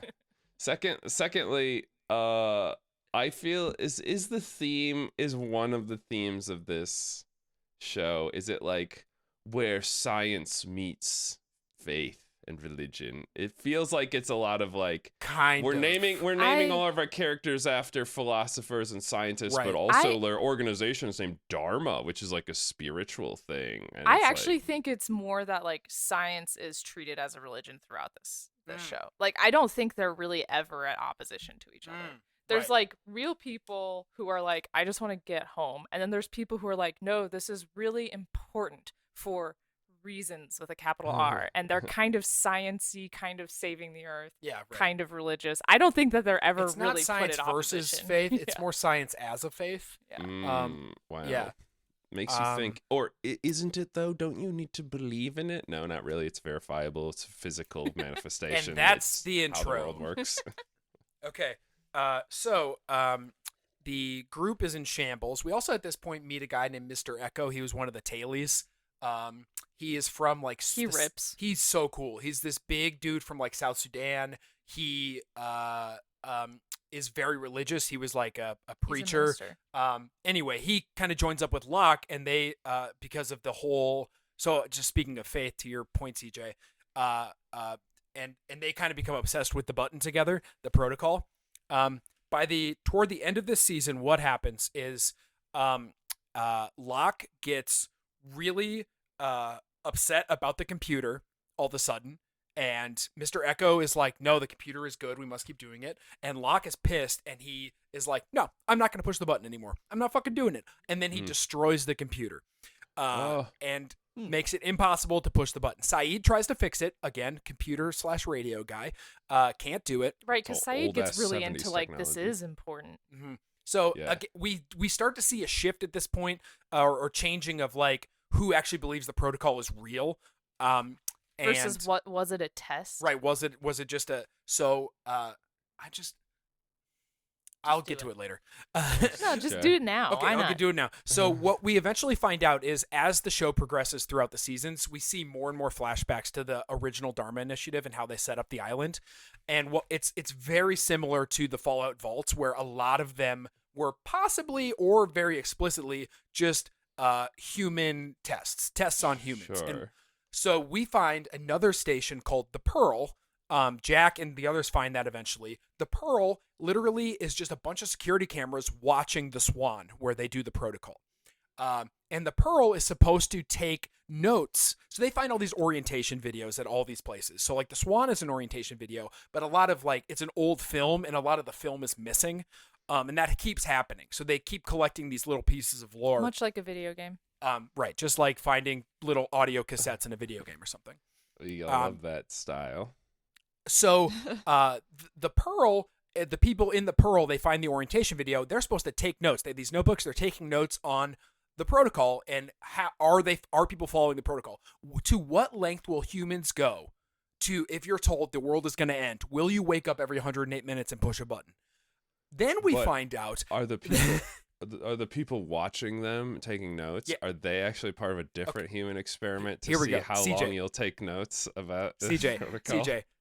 Then we find out that the Pearl is supposed to put their notebooks in a little pneumatic tube, and it gets shipped to the higher ups. The pneumatic tube goes nowhere. It just zoops it out. It spits somewhere. out into the jungle. They find all these old notebooks in the jungle. That's one of my favorite reveals in Lost. Lost every once in a while has really funny, like kind of cool parts like that. Like I could see Fallout doing that. Like, oh, we were supposed to watch this group, and then it's like your notebooks went nowhere, dude. I'm actually really watching. getting the impression that none of this does anything, and no one is doing anything of substance. This is getting a I'm- net Well, zero. Yeah, the not even that. protocol Just does all actually do wasted something. effort. Because if Here we go, you're guys. too slow on the protocol, something crashes. Red into the sirens island. start happening. So this is what we find out. Like to get back to it, Locke destroys the computer and they cannot save it. So everyone is freaking out. We got to get the fuck off this island. And all of a sudden, a large the concrete walls inside the Swan, or lead or concrete walls, start to draw everything metal towards it. So everything metal in the room starts to get sucked up against that wall. And so it's like this big mass of electromagnetic energy, much like when Desmond forgot to do the protocol and the plane crashed. And so it Is literally... that why the plane crashed? Because the plane's made of metal and it got Yes. Yeah. sucked into. It's That's too much Yes. electromagnetic Too energy. big magnet. Oh. Man, I wish So- you guys would have told me this like 2 days ago before I did a D&D campaign session that had like a weirdly similar plot, and then I would have known to not do that because of how dumb it is. So Desmond at this point comes back. So it's very clear that the protocol was preventing something. It was keeping something at bay, this huge electromagnetic energy. Desmond comes back. He was not able to get off the island because guess what? It's not that fucking easy to get off the island. No, it's a big and magnet. Basically, you can't. Desmond comes back, and Desmond knows about a failsafe because he was trained by Dharma. So he knows about a failsafe. So Desmond goes underneath the Swan, or to a special place in the Swan Station, and triggers a failsafe. And what this does to Desmond is it basically makes him unstuck in time. And Desmond, now his brain travels back 8 years to his life in like Britain or something. And Desmond becomes one of the most interesting characters because he literally can almost sort of time travel cerebrally without really his... But also, That's it's also like, what is it memories are. physically? It's a little bit confusing. He's also maybe physically there. We are not sure. Because he can kind of change things. It's not like he can make decisions and then change outcomes. Yeah. Yeah. So he actually is just sort of time traveling. He's time traveling. I remember But he's when I became time traveling untethered to from himself. Yes. Right. So To Like his there's not like physical two of location. him, you know, at any time. He's There's just one going of him. back to his own life at different points, and so Desmond it's just and like the movie Click, except in Click you can't change the past. You can So only what watch we- it like a movie. what we find with Desmond is that it's the theme of his story becomes kind of like if a butterfly flaps its wing, does Oceanic 815 crash on the island, right? So Sure. Desmond is always trying to change his past so that he either ends up with Penny or doesn't or whatever, and then he almost always ends up on the island. So Because at a certain point, he can also start to see the future as well. Right. Well, you should be able to. yes, he can. Yeah. Yes, after this moment, he can start to see the future, and that comes in next season. So Desmond triggers What? the failsafe. The electromagnetic pulse is stopped, but Desmond isn't takes it like an explosion happens? yeah, to, like, Desmond the takes hatch? like the brunt of it. And all that Okay. energy gives him this mystic ability to time travel and also to see the future. Okay, so he's just Dr. Manhattan from The Watchmen at this point, basically. Yeah, but Oh, you less just watched that, less so- blue. Less blue. less Yeah. less Wears less pants more wang often. out. Yeah. Yeah. He doesn't just teleport to the Mars to be like this Yeah, no fucking sucks. teleportation. He can't like float things. Let's talk a little bit more about the others in the hostels / the hostels. Something that we find out eventually through. No, actually, not going to do that because I talk about the 1970s later. Okay, we will eventually go back to 1977. Along with some of our favorite characters. Desmond triggers the failsafe, and all of a sudden, he is able to see the future.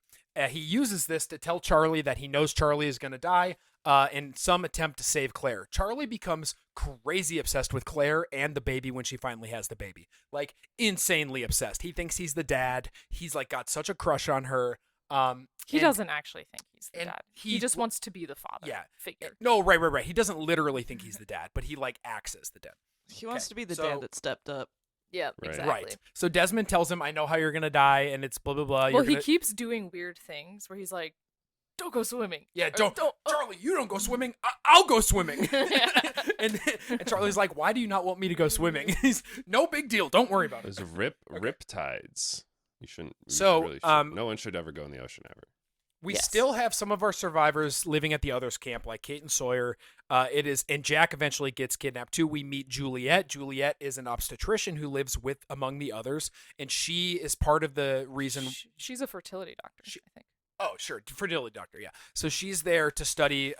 She was called in and given a bunch of fucking money to study babies on the island. So she's And why people who get pregnant on the island can't ever Right. have children. So it is revealed that Benjamin Linus has a spinal cancer, and Jack just so happens to be a spinal surgeon. So they are told, if you operate on me, Benjamin Linus, Jack, I will give you our submarine. There is a submarine that comes to the island like once a year to drop off supplies and shit like that. So that's how the others live. That there's a submarine that comes to them. The others have a submarine. So they could get Yeah. off the island. Yeah, they They don't can, want to. but one of the rules is you're not allowed to. So Yeah, 'cause who's in they're- a submarine? It's just people that run supplies. They don't come on the island, and the some others of don't. the I don't ask people's- questions. They send me $100,000. I use my submarine to No, give it's them it's the same people because pokey we and stuff. see some of the It's the same others people, yeah, it's- go so, back to like like the I mentioned United earlier, States, the- but they just Oh. don't. They want to go back to the island. Yeah, like I the see. others are all like island maxing as well. Yeah, right. Sure. They Island just go out accent. for some smokes and stuff every once in a while, but they always Yeah. come back. Yeah, they go out to like get new people because they go to get Juliet. They're like, we need. Right. Oh yeah, we need a fertility doctor to so- come out, so they go and get her. But one of the big rules of the island is once you leave, you can't come back. That's a huge rule of the island. Ben talks about that a lot. We find out that Ben was actually a member of the Dharma Initiative as a child. When As the a purge child? happens, Ben escapes it and is kind of, because he's like 12, he is allowed into Oh. the others. Isn't he the one who does it? No. He gives them all the connections so that they know how to gas everybody. Sammy remembers that. I do not. Ben was a part of it. Ben was a part Okay. of gassing all Well, of the people that he knows. He does. His father is abusive and like a drunk, and Yeah. so that's probably part of it. This is also when we find out that there's a man named Richard Alpert who is immortal. Richard He's Alpert. the old Right. Phoenician. He's the gladiator that has lived on the island since whenever. And we think that he runs the island, but he doesn't. There's a mysterious entity by the name of Jacob. And Ben speaks with Jacob, he says, and Jacob helps Ben run the island. Jacob is incorporeal. We do not see him. Yeah, he's invisible. He's invisible. He has a traveling cabin He that does. like just he, like he pops lives in a and out of cabin that occasionally existence. pops up every once in a while. Ben knows of it, but I don't know that he's ever been there, or he's been there one time, like when Richard made him leader of the island. It's very vague who this Jacob is, but he always references Jacob. He references the rules, and that's who Ben kind of listens to. And if you tell any of the others that Jacob said something, they'll all just do it. Yes, correct. If it's very culty. Jacob said that we do this, so we do it. Mm-hmm. Jack eventually says, "I'll perform surgery on you." Under the surgery, he nicks Ben's kidney on purpose and says, "If you don't let Kate and Sawyer go within the next hour, I will not perform on him and he will die." So they let Kate and Sawyer go. When they go to the submarine, so he does fix Ben. When they go to the submarine, Locke shows up with like grenades or something. Probably more of the And nitroglycerin blows or up the whatever. submarine. Locke my is God. very adamant that no one leave the goddamn island because this island is magical. Just so you let cannot other leave. people go. You don't have to go. What if? So But maybe the island's magic because no one can leave. See, that's the problem with magical thinking. You just make up rules on the fly, and then everyone's like, and that's all of Lost. Right. At this point now, a woman named Naomi crashes on the island in a helicopter. Helicopter crashes on the island. There was Dang. not another incident or whatever. It's just the helicopter crashes for whatever reason. She claims that she is with Penny because the earlier Penny, Desmond's Desmond's lover. Yeah, he wants to be with Penny ultimately. So we do know from I forgot to mention, when the electromagnetic thing happens and Desmond can now travel in time, that goes off on like some kind of radar on a boat, and we find out that it's Penny on the boat. She's been tracking Desmond ever since he left and didn't come back. So on she a sees second boat, 2 boats this family has access to, and a helicopter. How are you going to take care of my daughter? Are you kidding me? Unbelievable, this Second family. boat has hit the island. So Penny finds CJ, this. I'm really excited for you to continue to learn all the things that this family has Okay. access to. So Resident Evil ass family with all their fucking. So Naomi, this helicopter pilot, claims that she's with Penny and they're looking for Desmond, but she's actually there to remove Ben Linus per, guess who? Charles Widmore. Whoa. Charles Widmore says, "You remove Benjamin Linus from that island, you fucking kill anyone you have to." And so he sends a team of mercenaries to the island to eliminate Benjamin Linus and anyone else on the island who gets in their way. So if you're keeping track, there's like multiple different groups of people with like Yep. there's like with very different but not like There's the A- others. opposing, There's the things. Dharma people. There's the others. There's the Whitmore guys now. There's the initial survivors who are sort of being distributed between them, but also kind of creating their own little factions within the survivors. Yes. there's Rousseau. Many Who's just on factions. her There's own. Rousseau. She's on her own. She comes back. She pops in every once in a while. We find out that Rousseau's daughter Alex was taken as a baby by the others, By Benjamin Linus. by Benjamin Linus, and then we find out that Ben is actually the father. So there you go. Whoa. Wow. None of that- Sure none of that's- that I was matters. gonna say, He's I'm sure not that's important. Literally the father. He's literally the father. How? Ben is the father. How?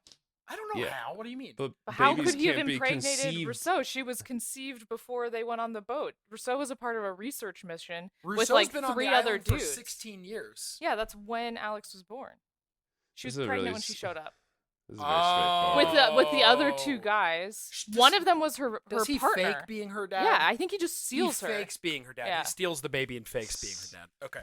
Anyway, that's some Rumpelstiltskin ass behavior. Now why does Charles Widmore? He kind of looks like guys, Rumpelstiltskin. let's go back to the 70s and then the 90s. Now, why does Charles Widmore want to eliminate Benjamin Linus from this island? I'll tell you why. In the 70s, Charles Widmore was the leader of the others. Charles Widmore was eventually coup d'etated by Ben because Charles Widmore was breaking the rules. Charles Widmore was using the submarine to frequently go back to America, back and forth. Just to like talk and hang out. He like fathered a child while he was in America and then maybe brought the kid and then left the kid and then came back. He was doing all these things he wasn't supposed to do. And so Ben did a little coup and got, probably invoking the law of Jacob, I don't really know, it doesn't matter. And he got Charles Widmore kicked off the island, banished from the island. So now we're in present day in the 2000s, and Charles Widmore has sent mercenaries to the island to kill Benjamin Linus because he was 20 years ago was kicked off the island.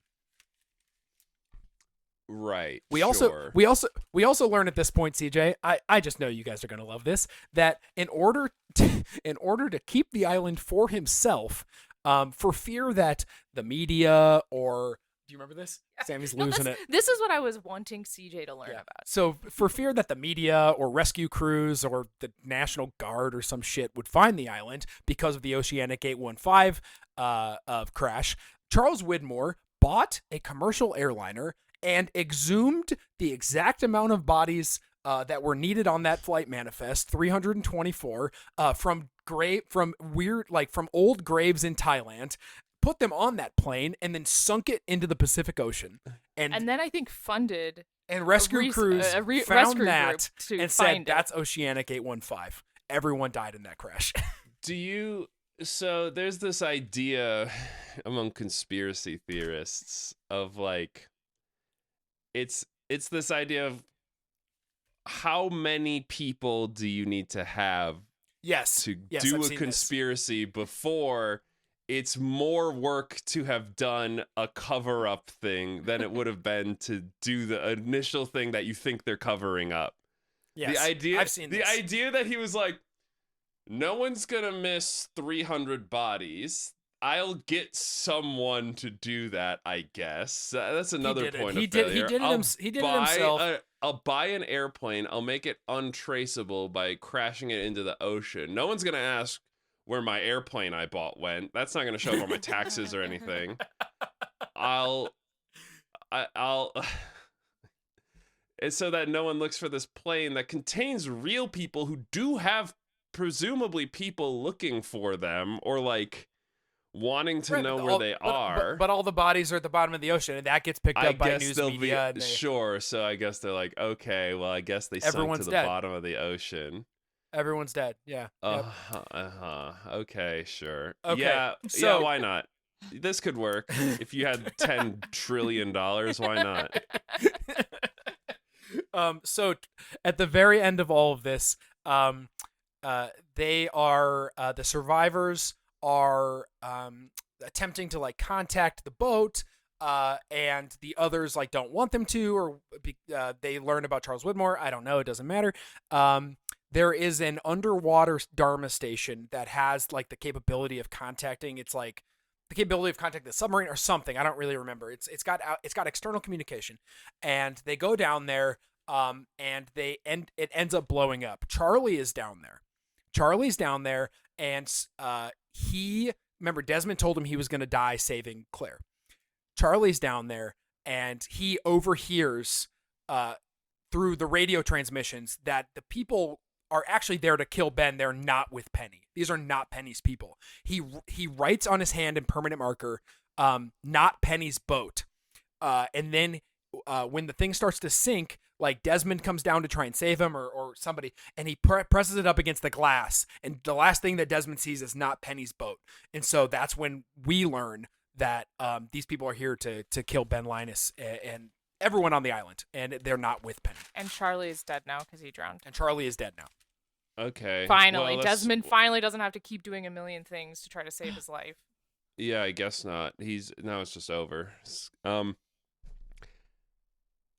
So a lot of these experiments don't go anywhere, right? They're just when they are like writing notes and putting them in a tube. Is the tube? Does it look like it used to go somewhere and it just doesn't anymore? And it's this commentary. No, it just drops. It just drops into the jungle. That makes even less sense because then they were like, well, like if it just went into an incinerator or something, okay, they're like this didn't actually matter. But now they're just making a pile of crap to fucking in the middle of the jungle. This is why the others hated them. They to were be just... a mystery for others. It will be like the world's well, you'd be like, oh, this tube's dropping out all these notes. It would be like, I guess it would be a pretty funny prank. Do you think that like old timey like those guys who made like Stonehenge and the pyramids and stuff, and they're like, we're just gonna like make this weird ass thing. We're not gonna explain it. Right. Everyone way in the future is gonna be like, or like those big heads. And they're like, what if we took these big heads, but actually their whole bodies, we just bury most of them, and everyone thinks they're just big heads? And wouldn't that be funny? I feel like you would do something like that, CJ. So that seems reasonable. If I had the resources, I like to make devices that look like that were like part of bigger things, and be like, oh, this wiring doesn't make sense. We're missing half of that. Yeah. And then when I'm long dead, that will pay off. Okay, Charles Widmore wants to kill everyone on the island. And we get a group called the Oceanic Six that make it to Widmore's boat, I think via the helicopter. So she like didn't crash it, she like emergency landed it, if I remember right. So anyway, through some sort of helicopter / boat situation, six people get off the island and are one person on this boat that is Widmore's boat, not Penny's, Charles Widmore's boat, is named Frank Lapidus, and it is discovered that he's a pilot. It is discovered that that's a funny name. Frank Lapidus. It is discovered that Frank Lapidus was supposed to be the original pilot of Oceanic 815, but he like overslept or missed it or I something. think he was like hungover. Yeah, so he then pilots. They don't stop a guy from flying an airplane just because he's hungover. So anyway, that's a fun little thing, and Frank Lapidus becomes sort of a main character. But no. So there are 6 people that survive. Charles Widmore's boat has a bomb on it for some reason. Saeed is unable to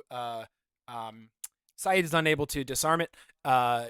Jin eventually dies in that explosion, allegedly. Anyway, 6 people get off the island. They get on a helicopter. They are put on a smaller island, and then Penny saves them. Penny's boat. I think Penny does have a boat eventually. Penny does. No, there was always a boat. It's just she always had a boat. Yeah. It just wasn't that boat. Yeah, so she was actually looking for. She was looking for Desmond. She actually did have a boat, but then the boat that showed up wasn't that boat. But her Penny's boat was still out there. Penny's boat was still out. This is all unrelated to the boat that guy originally crashed into the island. A third boat, if you will. So hit the island. The Penny's boat is actually called the Searcher. That's the name of it. Really terrible boat name. Just an awful boat name. I will search and find them. At this point, Daniel Faraday is on the island, isn't he? Yeah, I'm not talking about Daniel Faraday. You have to. He's so important. He's not. Okay. He's really not. I do have to talk. Is he okay, that's fine. No, Daniel Faraday curious is on the island. how Eric is going to tell the lore of Lost without talking about Daniel Faraday. I will talk about him briefly. Daniel Faraday is a scientist from Oxford University who is now on the island. He's brought in with a couple other people. Miles is one of them. Miles can talk to the dead. He's got the ability to talk to dead people. If he's near their corpses. Don't know. He's just born with Doesn't matter. ability. So Daniel Faraday is now on the island. I can't. They bring him over. I think Widmore brings him over because Widmore tells him Daniel Faraday had an accident at Oxford where he was then like excommunicated from the scientific community because he was performing not really. He was testing a theory about time travel. He was performing time travel. He was performing time travel. He was testing a theory about it, where his lab assistant or the other researcher doing it with him was injured in that, and then she became unstuck in time, much like Desmond, and then she eventually died because of that. Well, she's just like, she's lost her mind. She fully lost her mind, and then she died, just like the guy on the boat. There was another guy on the boat that also was unstuck in time. She's alive for the show, though, right? They go and visit her. Oh, She's yeah. crazy. I think she just loses her mind because she's unstuck in time. She has to be taken So Daniel care of. Faraday's on the island because he's a scientist / researcher from Oxford who was excommunicated because he sort of killed his lab partner, and he understands time travel, and that's why he's on the island. Okay, that's Daniel Faraday. Listen, most of the time, if you write a fantasy or whatever, and you're like, time travel's there, I'd be like, okay, whatever. That's just how this world works. But this this is magical realism. I guess This is like, and time travel's there. I just thought there Yeah. would be more sciencey Yeah. bits, but they're just like, no, there's time travel, there's smoke monsters. These things happen. You can talk They to the came dead. from Multiple science. people can talk to the dead. The in talk show. to the Yeah, dead too. thing, I don't know. That's Hurley can crazy. talk I to mean, the dead. but like, Hurley starts seeing I'm- Charlie's ghost. I'm speaking to a past version of their consciousness. So Yeah, something like that. or No, whatever. That's still Hurley- time travel, kinda. Hurley can just talk to dead people. Like Hurley they can talk to show up Charlie's and ghost. they're like playing chess Are and they stuff. Like ghosts? Are they It's kind Charlie's of, ghost. no, like he doesn't have to be they near are the corpse corporeal. Okay. to only To Hurley. Hurley. To only Hurley. None of this Oh. matters, guys. So they're okay. So they're not well, they sure. So- They're ghosts in that traditional They're sense. like manifestations. They're not real. They can't move a I cannot. door. Oh, Can they God, I open a cannot door? express to you how much this doesn't matter. It feels like it is at the very least. It lets It me kind of know doesn't. what to expect. It has a doesn't couple of plot matter. points where it matters that It Hurley can talk to doesn't. the dead. Okay, so no, it really doesn't. Just let me, Sammy, let me go through my notes, please. That's okay. That was my exciting thing is that Okay. Hurley can talk to the dead. I loved that for him. Okay. So I mean, it's before something for him to do. so the Oceanic Six are what they're eventually dubbed when they are saved. So Penny drops them off on an island. The reason why she doesn't bring them back to America herself is before they leave, or Sydney or wherever, before they leave the island, they're getting on this helicopter to I think a helicopter brings Faraday to the island, and so they take Faraday's helicopter with Frank Lapidus and go back to the boat. Anyway, before they leave the island, Locke is obviously not going to leave. Locke's not going to leave. Sure. He tells Jack. So the Oceanic Six are Jack, Kate, Son, Aaron, which is the baby, Unparsable. Hurley, Saeed. and Saeed. Hurley and Saeed. So before the Oceanic Six leave, Locke tells Jack, you have to lie to people about the island. You cannot tell people the island exists. You have to lie about where you were.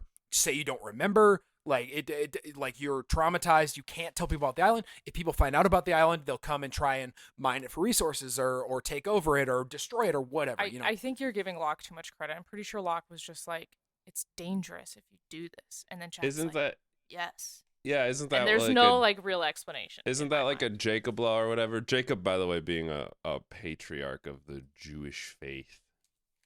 Yeah, there you go. So- More faith in science. So anyway, for whatever reason, Locke tells Jack, you cannot talk to people about the island. So that's why Penny dropped. They all agree. Some of them begrudgingly. I think Hurley's the last one to be like, this doesn't make any sense. Why would we lie about Because this? Hurley's the only reasonable character in this show. So anyway, they all eventually agree to not tell people.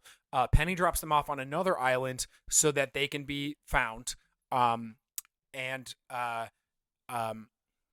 Why she doesn't just bring them back and say she found them somewhere else? That doesn't make any sense. Anyway, I think is that they didn't want to connect her because Oh, she's yeah. taking Desmond with her. Desmond also gets off, but he's not a part of the 815. he's not a part of the Oceanic Six. Okay, so it doesn't matter.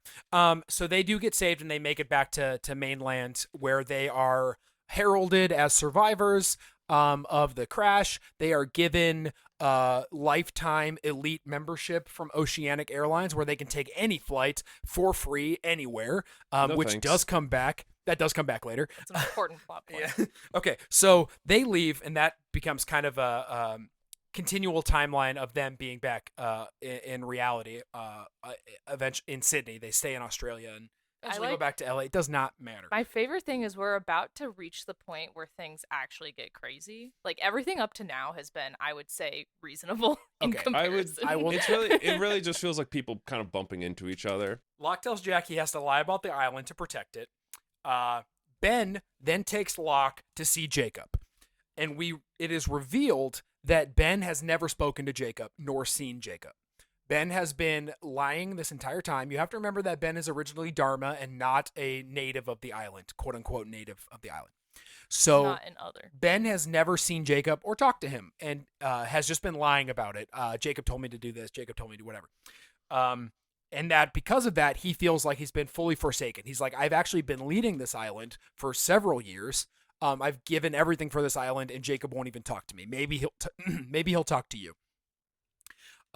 Ben names Locke the new leader of the island, and then Ben goes beneath one of the stations, and in that, he decides, hey, these people got off. We have to protect the island. You told them to lie about it. We don't know if that's going to happen.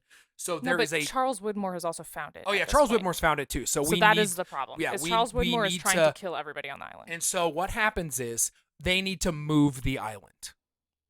And underneath one of the stations is a giant wheel, which, when turned, moves the island, both temporally and physically. Like, it's a bunch of Take gears? Bikini Bottom and push it somewhere else. Push it somewhere That's else. like literally what this is. No, it's Okay. just like it's electromagnetism. Yeah. CJ. Yeah. So they, Okay. So is the wheel causing all the electromagnetism, or the wheel uses all the electromagnetism to teleport the island through space and time? I don't know, and I don't know if it matters. I guess it doesn't technically matter, right? It's sort of a six in one so and half a dozen in the other. Ben tells Locke he's going to move the island. So Ben attempts to move the island. It's a really big wheel. It's kind of like It's like ancient. It's huge and it's ancient. It's like a lot. They have on this island. There are like ancient runes, and that's actually where the smoke monster comes from. The others can call to the smoke monster and use it as a weapon. So we find out later that the smoke monster is a weapon used by the others. And there's like a temple. And there's part of the it's in a temple. It's part of the reason why the Dharma Initiative built this sonar fence. It keeps the smoke monster out. Right. So Ben Instead tries of building a regular fence, which would not keep Well, smoke monsters out. he's a smoke monster, dude. monster. He can Right. get through a He was fence. I would have called this like Archimedes' wheel or something like that. That's so good. it is if I a was big naming wheel, and it kind of juts out from a wall, so you can only kind of push on one part of it. Ben, I didn't really describe him. He's a real nerdy dude. He's not like this big, imposing man. He has these little glasses, super nerdy. That's why he was able to pull off Henry Gale. That's why for he so could have. long. That's why he was weather balloonist Henry Gale for so long. He could really pull that character off.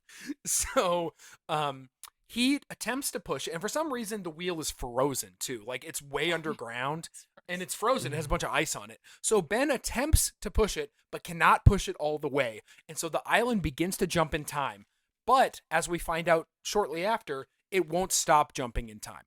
So everyone on the island jumps between multiple years a lot. And sometimes it's not even years. Sometimes it's like minutes, but everyone just keeps jumping temporally. Okay, so these people at from this old-timey days are maybe not immortal, but they just got on the island at one point in time, and then the island just jumped. No, around. Richard Alpert is immortal. Richard Alpert is confirmed immortal. All right. Well, like he's like There's- functionally immortal. He never Right. ages, and we He's see like him a in America. elf. We see him in America. Yeah. We see him Yeah. on. Yeah, exactly. Okay. So Ben attempts to move But, the island to save the island. I think an important call out about this now new time travel is that it's different than Desmond's, where Desmond is Yes. one person and he's Yes. just kind of jumping between his minds. This is actually multiple. You're like your whole body is time traveling. entire so island is there moving. can Yeah. be multiple of you at a single time on the Yes, island. that's true. That's true. Yeah. Yeah. So it's a different kind of time travel Yeah. than what Desmond was doing. That's true. There can yeah. So it Okay. you know like the rule about how like if you're doing time travel, you can't exist at the same time as your other body in the time that you're in. Sure. that sort of comes up. Like Locke eventually exists with another Locke. Ben Like exists. Kate and Jack eventually, right? Or is it Sawyer? Sawyer and sees himself. Sawyer sees himself at one point, yeah. So anyway, so the island starts jumping around. They go back to the 70s. They go back 10 minutes. They go forward 10 minutes. They go back to ancient times very briefly. Everyone on the island's jumping around, and really the only person that understands it is Daniel Faraday. So thank you, Sammy, for bringing up Daniel Faraday earlier. Really the only guy that understands it is reclusive astrophysicist or whatever the fuck Daniel Faraday. Yeah.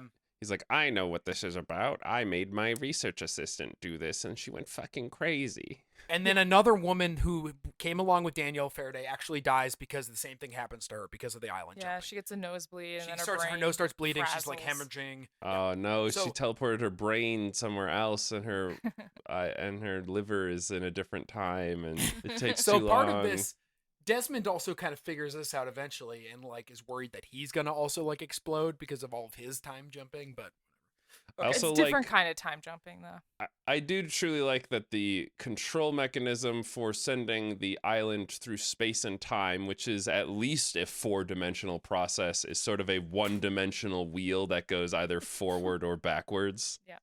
Yes. That's yeah. You get it. Haven't heard from Liz in a while. Liz, how are you doing? Lizzie doesn't have a degree in physics. Interesting that I asked Liz how she's doing, and CJ answers. Yeah, man, story of my life. I've known you for like 3 years. I know. I'm kidding. I'm here. Okay, good. She's just listening. She's I'm absorbing. listening. I exactly. Sammy gets it. I'm absorbing this. That's more than Lizzie's. That's more than I'm doing then, because these names are bouncing off of me like a fucking. I have up in front of me on my computer screen. I have the cast of Lost and their pictures with their names next to it. Smart. Good. That's smart. That's so smart. Yeah, that'll help and you. That helps. That is helping me. Meanwhile, I have a list of the 12 tribes of Israel because I'm looking for the religious symbolism. I think there are 12 Dharma stations. Wow. There are 12 Dharma stations. Named Dharma stations. There's allusions to, or not allusions, references to other ones. You see, There are 12 named Dharma stations. Benjamin is actually Jacob's son. As long as we're taking a little reprieve discussing how we feel about this, this is so much more complicated than I imagined.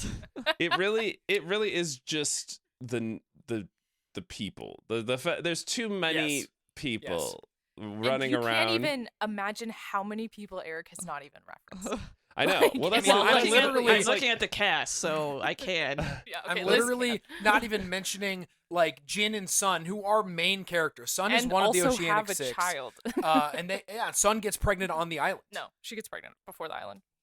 Oh, That was a big thing. The big question though is like she needs Juliet to tell her when the conception happened. Oh, right, to because determine if she was gonna die or not. Yes. Right. Okay, because the pregnant ladies all die in childbirth if conceived on the island. Whatever, doesn't matter. So I want you guys to know that what just happened, the island moving and the Oceanic Six escaping, is the end of season 4. And remember earlier I said that the writers were like, we could probably squeeze 4 seasons out of this. That's about it. Yeah. So that was a lie. Well, this feels like maybe it could have been an interesting end of like, wow, so some of them got off and the island. The end of 4 and the end of 5. I think the end of 5 is when Sammy and I both looked at each other and were like, so that's the end, right? It should have been. It should have been. And then they 20 more episodes. They squeeze a 6th season out of it. Well, and you have to remember this. These shows aren't like they're not written so that it's like when we said we had 4 seasons worth of stuff. That means that when we got to the end of season 4, that's where we wanted to end the story. It was more like we had 4 seasons worth of stuff, and halfway through the first season, they were like, we need more stuff. And so it's less of like stretching out. It's like filling in the story like a balloon. It's the bits and pieces that were together are now spread way far apart. It's not like they initially intended it to like end here. These are hour-long episodes, right? Yeah. Network hours, so like 45 minutes. Yeah. Yeah. But 20 of them, so like 20 hours a season. Yeesh. Yeah. So it was also, I think, one of the longest pilots ever. It was 2 episodes, and I think they were like full hours. The pilot was like 2 hours. Yeah. Huh. That's just a movie, dude. Just make a movie. No. All right, so now we have two timelines, and we have some that were left on the island, and eventually the time jumps land them in 1974, and they are somehow, Sammy and I were talking about this yesterday because we couldn't remember, they are somehow able to ingratiate themselves into the Dharma Initiative without really any issue, right? Like, It's unclear how long it takes. yeah. We so, just skip past that. So 1974, it's Sawyer, Juliet, Jin, Miles. I think there might be more, but Sawyer and Juliet being like the two main ones. They ingratiate themselves into the Dharma group and just kind of live in the 70s with the Dharma Initiative people. Locke is still in 2007, I think at this point, 2006, 2007. And he is told by Richard Alpert, he's not the leader of the others because Ben was. He's like the consigliere of the others. He's like the helper. Yeah, he's like the right hand, and he's immortal. So Locke is told by Richard that in order to save the island, he has to bring everyone back to the island, and that also he has to die. So Locke has to die in order to do that. So Richard tells Locke this in sort of a time travel-y flashback moment because Locke is unstuck in time. But because Richard lives forever, Richard is everywhere in time, essentially. You know, you go to the 70s, Richard's there. You go to the 2000, Richard's there. So Richard tells Locke, in order to bring people back, or in order to save the island, you have to go get everyone, the Oceanic Six, bring them back. You also have to die to make sure this happens. So what Locke does is he goes down and finishes moving the island. So we saw that Ben couldn't push the wheel all the way. So Locke finishes the process, and the erratic time jumping stops, and that's why the group is able to land in the 70s and be with the Dharma Initiative. This jumps Locke forward into 2007, and also drops him in the Sahara Desert for some reason. We learned earlier that Ben Linus, when he moved the island, also jumped to 2007 in the Sahara Desert. So Locke and Ben are in the same place. And 2007 is just current. Present day. Yeah, 2007 is present day. So, Right. So then Locke spends the rest of that time in present day trying to get the Oceanic Six to come back to the island, knowing that, according to Richard, he has to die in order to do this. Jack is like all fucked up in present day, and he really wants to get back to the island because he thought they made a mistake. And first, I don't really quite remember why, but Jack is like, he's like an alcoholic, and he's depressed, and he wants to get back to the island. He sucked before any of this happened. Like, he was drinking an alcoholic problem, and then he like kind of found purpose on the island. Right, that's right. And then he gets off the island. He's like, things are going to be good. He like has a short-lived romance with Kate, and then things get bad again because he actually didn't learn anything, I guess. Right. So he's Jack's like, let me go back to my glory days. Yes, Yeah, that's exactly what it is. Trauma bonding. Yes. And so Kate's an Oceanic Six member, so she's back living the good life in America. And she's like, Jack, we're not going back to the island. That's fucking stupid. So That's crazy. Jack starts taking flights regularly using his free lifetime pass from LA to Sydney and back, just taking flights on the regular, trying to see if it'll Just crash hoping. again. Hoping it will crash. That's crazy. Yes. Yeah. Yeah. So Jack talks to Locke, and eventually he's always been convinced, because like Sammy reminded just now, Jack wants to go back to the island because he had purpose there. Knowing that he has to die somehow in order to get the people to go back, as he was told by Richard Alpert, goes to it after talking to all the Oceanic Six members. He can't convince all of them. He's only really convinced Jack. Locke is like, well, Richard told me I had to die to do this. Locke goes to hang himself in like a hotel room. Locke is going to kill himself. And before he can complete that, Ben Linus comes in and says, no, you don't have to do that. Like, we'll figure this out. And then Ben Linus proceeds to kill Locke. This is the most useless freaking. I don't know why. Kills you. Could have just Why waited. I know, Yeah. like, way less effort to just be like, okay, he's about to do it himself. Okay, cool. So we're back in 1977. And Daniel Faraday, having been jumped in time, but also was no longer on the island because he has to come over in the submarine. I remember that. Daniel Faraday comes to the island in 1977 on the submarine and tells... No, because they use Desmond's within mind powers Yes. to time travel. They tell Desmond, you need to get Daniel Right. Faraday to do more time experiments to come back and help us. Desmond gets a hold of Daniel Faraday's notebook, which has his handwriting in it, obviously, but also has his equations for time travel, which he hadn't discovered yet. So when Desmond meets him, he says, "This is your handwriting, right? Look at all these equations for time travel that you haven't yet discovered." So that's anyway, how he shows up back on the island. Daniel it's Faraday- like different Daniel Faraday. Daniel than the one Faraday ends who's up on the trapped. island, where he tells them, "Hey, you probably are digging right now, huh? And did you just release a huge pocket of energy? I bet you did." And he's telling this to like Charles Whitmore, I think, who's Young Charles Whitmore. young Charles Whitmore, and he's like, "Hey, I bet you just released a huge pocket of energy. Guess what? There is a you guys have a nuclear warhead, right? I don't know why they have this. They do. They were doing weapons. And he says, if you drop this fission core into this pit, it will explode and it will destroy the electromagnetic energy or undo it or something. And then the Oceanic 815 crash will never occur." And all of the survivors at the time, who are in the 70s, Sawyer, Kate, etc., they're all like, Not Kate, Juliet. Not Kate. Sawyer, Juliet. They're like, that sounds great.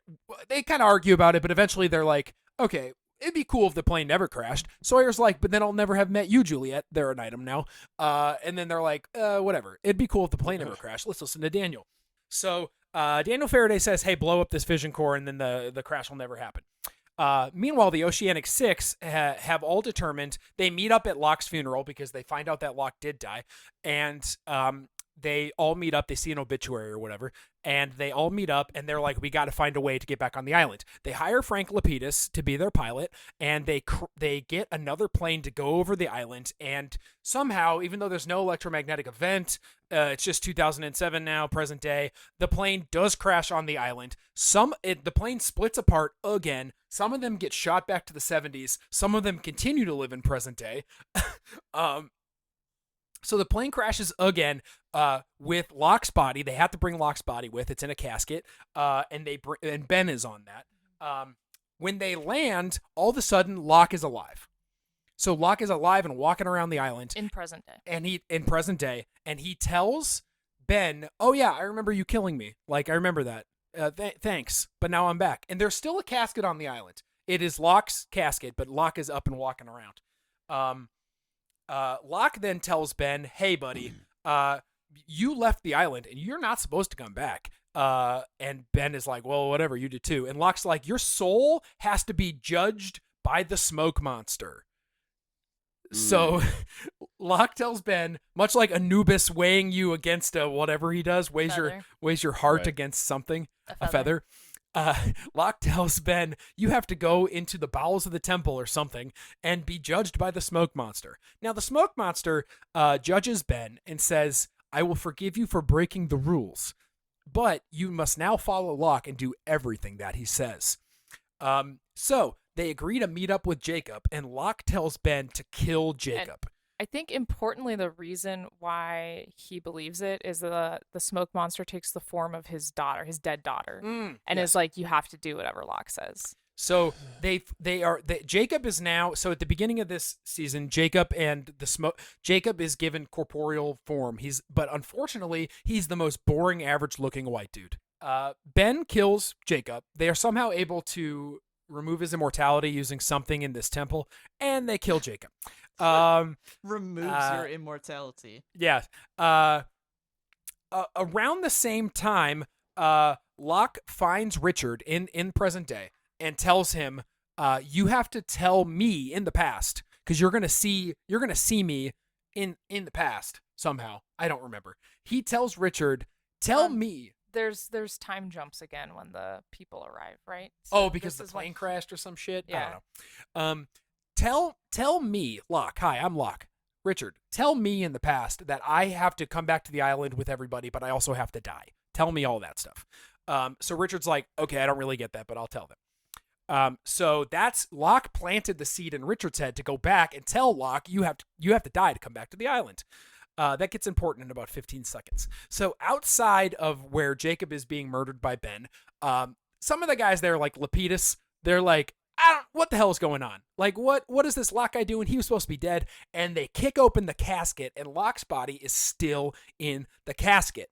It actually was the Man in Black, a.k.a. the smoke monster, using Locke's body to be corporeal and to tell Ben to kill Jacob because the smoke monster, a.k.a. the Man in Black, wants to escape the island. And the only way he can do that is by Jacob being dead. And he wants to escape the island to wreak evil, true evil, on the rest of the world. So Or something like so that. the smoke monster is like just a chaos demon from the old world. And Jacob was like its handler. It is kind of. revealed that Jacob and the smoke monster are brothers. Yes. What? Okay. Half brothers, surely. We Jacob never is see their Jacob father. is represented by pure good. He's always wearing white, and the Man in Black obviously is always wearing black. The Man in Black becomes the smoke monster because he like loses his corporeal form at some point in the deep history of the island, and so he tells as Locke Richard to go back and tell Locke he has to die to come back to the island. That way, Locke's body will end up on the island so that he can use Locke's body to become corporeal again, and then convince Ben to kill Jacob. Got it? Sure. I was gonna say maybe. But I thought, okay, so like, did these guys used to just be guys, or are they There's angels a whole and lot of, demons, like, or what? They're kind of It's angels true. and demons. I Well, don't think it's they're- ever. We see We see them their as children. childhood. Yeah, we we do see see them as their children. mom. Their mom is like on the island. Yeah, right. I don't remember why they are. I don't know that it's ever explained. The big reveal when you see how old they are is there's a on the island. I think they come across like a giant. Speaking of Easterhead Island, they come across a giant broken statue of just a foot, like a man's foot. And then the big reveal for how old they are is you see this flashback, and they are the same. They're like adult men, but Yeah. the foot is actually an entire statue, like a giant statue. Yeah. And then you're like, oh, they used to be a statue. And then inside the base of the foot is where Ben kills Jacob. Huh. Okay, and Ne- right. Wait, guys, They wait. look at their watch when they're children, and it says 1 AD, Yeah. and they're like, oh. Wow, it's like a sundial, but it's pointing at 1 AD. So back in 1977, they are they're fighting the Dharma Initiative, Juliet, Sawyer, Jin, etc., all the people that lived in the 70s. And they are fighting the Dharma Initiative in an attempt to blow up the fission core, which will then blow up the island. And it falls down, the core that they're trying to blow up falls down into a pit, which eventually becomes the hatch. And Juliet, it starts, an electromagnetic event is occurring. Everything's getting sucked into the pit.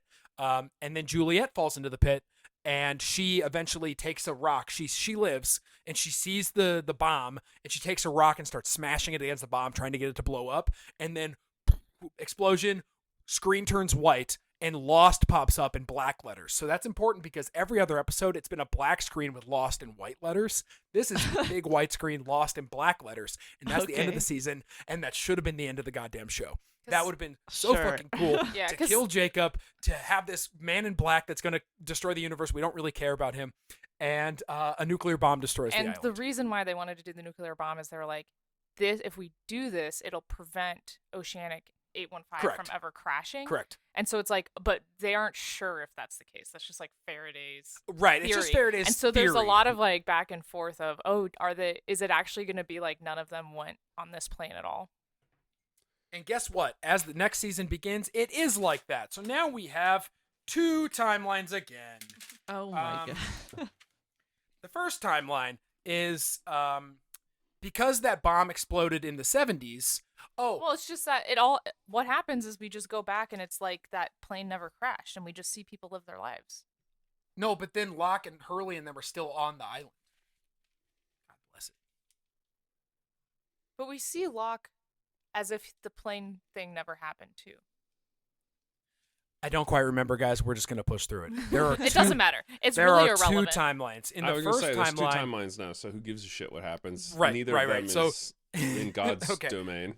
Because I think the current timeline was just like we continue seeing that one, but the 70s timeline has turned into Right. this alternate So timeline. we're back in 2007, and Locke, it's still, the corporeal form is Locke. It's the Man in Black, or the smoke monster. So I'll just say Locke, but just know that Locke is actually dead, and I mean the Man in Black. So Locke wants to take over the island and kill everybody. We learn through backstory that the Oceanic 815 survivors were brought to the island originally by Jacob because they were all candidates to replace him as the island's protector. The numbers, which again are 4, 8, 15, 16, 23, 42, the numbers were sort of random numbers assigned to each of the main survivors, Jack and Kate and etc., on a giant compass in a lighthouse that Jacob used to protect the island. It's literally a giant compass with a bunch of names and numbers on it. A lot of the names are scratched out as if they weren't good enough. And 4, 8, whatever, are numbers assigned to all the people that Jacob thought were good protectors. So all this time, the numbers, which everyone freaked out about and got tattoos over and were freaking out about for 6 seasons, it literally were just numbers on a board. That that's all any numbers are, really, at the end of the day. Jack is pissed about this because he thought there was greater meaning on the island, but he's pissed because it's like, they're just numbers. Great. So he smashes the lighthouse. That's mad about it. Yeah, right, exactly. That's really fan service right there. Hurley is the one that tells Jack about this, and Hurley brings Jack up to the lighthouse because Jacob's ghost appears to Hurley, and Hurley can talk to ghosts. Hey, Yep. Sammy, thanks for mentioning that earlier. You're welcome. Hurley can talk to ghosts. Jacob's ghost appears to him and say, you have to show Jack the lighthouse. So he does. Jack gets pissed. He destroys the compass in the lighthouse. Jacob's ghost then appears to Jack and appoints Jack the new leader of the island, as if saying like, hey, buddy, you did your time. Sorry that I made you mad. Jack then brings the Man in Black to what's known as the heart of the island, which is in one of the main temples. And it eventually somehow, for some reason, turns the Man in Black mortal. So Locke right now is mortal, and Jack kills him, but is then mortally wounded in the process. Jack then gives Hurley the protector status of the island. Jack, having been mortally wounded, goes out into the jungle onto the beach, and it's almost the same shot as the very first episode of the show when we see Jack wake up in the jungle after the crash. Instead of waking up, he lies down in the grass. He's looking up, and as he looks up, he sees a plane fly overhead, which, as the audience, we can all assume is Oceanic 815, having never been blown up for whatever reason, because the 70s timeline is now concurrent with the 2007 timeline, when the bomb went off in the 70s but didn't go off in that second timeline. Does that all make sense? You guys following that? Yeah. Nope. Think about it like this. The plane that Jack sees is Oceanic 815, as if the bomb in the 70s did go off. But because Jack was still living that second timeline in the 2000s when Jacob was killed, for some reason he wasn't impacted by that, and so he sees the plane, and then he dies, meaning that his body on the plane can live. 2 of them Yeah, now. there's 2 of everything now, but he dies so that the body on the plane can live. And for some reason, Hurley's still on the island. Anyway, it doesn't matter. The second timeline in the last season just shows all the survivors that live out their lives as if the plane never crashed. This is what gets to the finale that everybody was like kind of miffed about. So the survivors all live out their lives as if the plane never crashed, but they all kind of meet each other randomly. So Locke on the plane is in a wheelchair. Jack runs into him and says, you know what, I'm a spinal surgeon. If you ever want to get that looked at, here's my card. They eventually meet up to do something. They eventually meet up to do surgery or something like that. Locke then becomes like a history teacher or something and runs into Ben, who teaches at the school. They all have these like meet cutes. And eventually, because they're all meeting each other for whatever reason, like if they're having a conversation, and I don't remember if physical touch is needed, so they hug or they shake hands, they all start to remember their quote past lives of having been on the island. On the alternate. On the alternate timeline lives. So they all meet and kind of work through that, and they all determine they need to meet up eventually all together. Jack is the last one to get this message. He's kind of like living his good life, and he's the last one to really remember his alternate past self. But eventually Ben finds him. Ben brings him to a church where inside is the casket and body of Jack's father, which is the original reason Jack was in Sydney. And by the way, Jack's father appears on the island multiple times as a ghost throughout the series. I didn't mention any of that. I think he is actually the smoke monster frequently. I think he's being, because the smoke monster uses his body like Yeah. he uses Locke's body. Yeah. Something like that. Doesn't matter. And Jack finally enters the church. And the weird thing about that no one ever really talks about, if you've actually watched the show and care about the minutia, is that Ben doesn't go into the church. He's not a part of the plane. Everybody, he was never on the plane. He was never on the plane. So everyone inside the church is all the old friends and stuff. Jack finally goes in there. He sees his father. His father's not in the casket. His father's just alive and talking to him. And then his father goes to the church door, opens the church doors. Bright white light shines through. White background, black text, lost. That's the end of the show. And yeah. So that's what people are like, oh, so they were in purgatory. But I actually have no clue where that idea came from. I was going to say...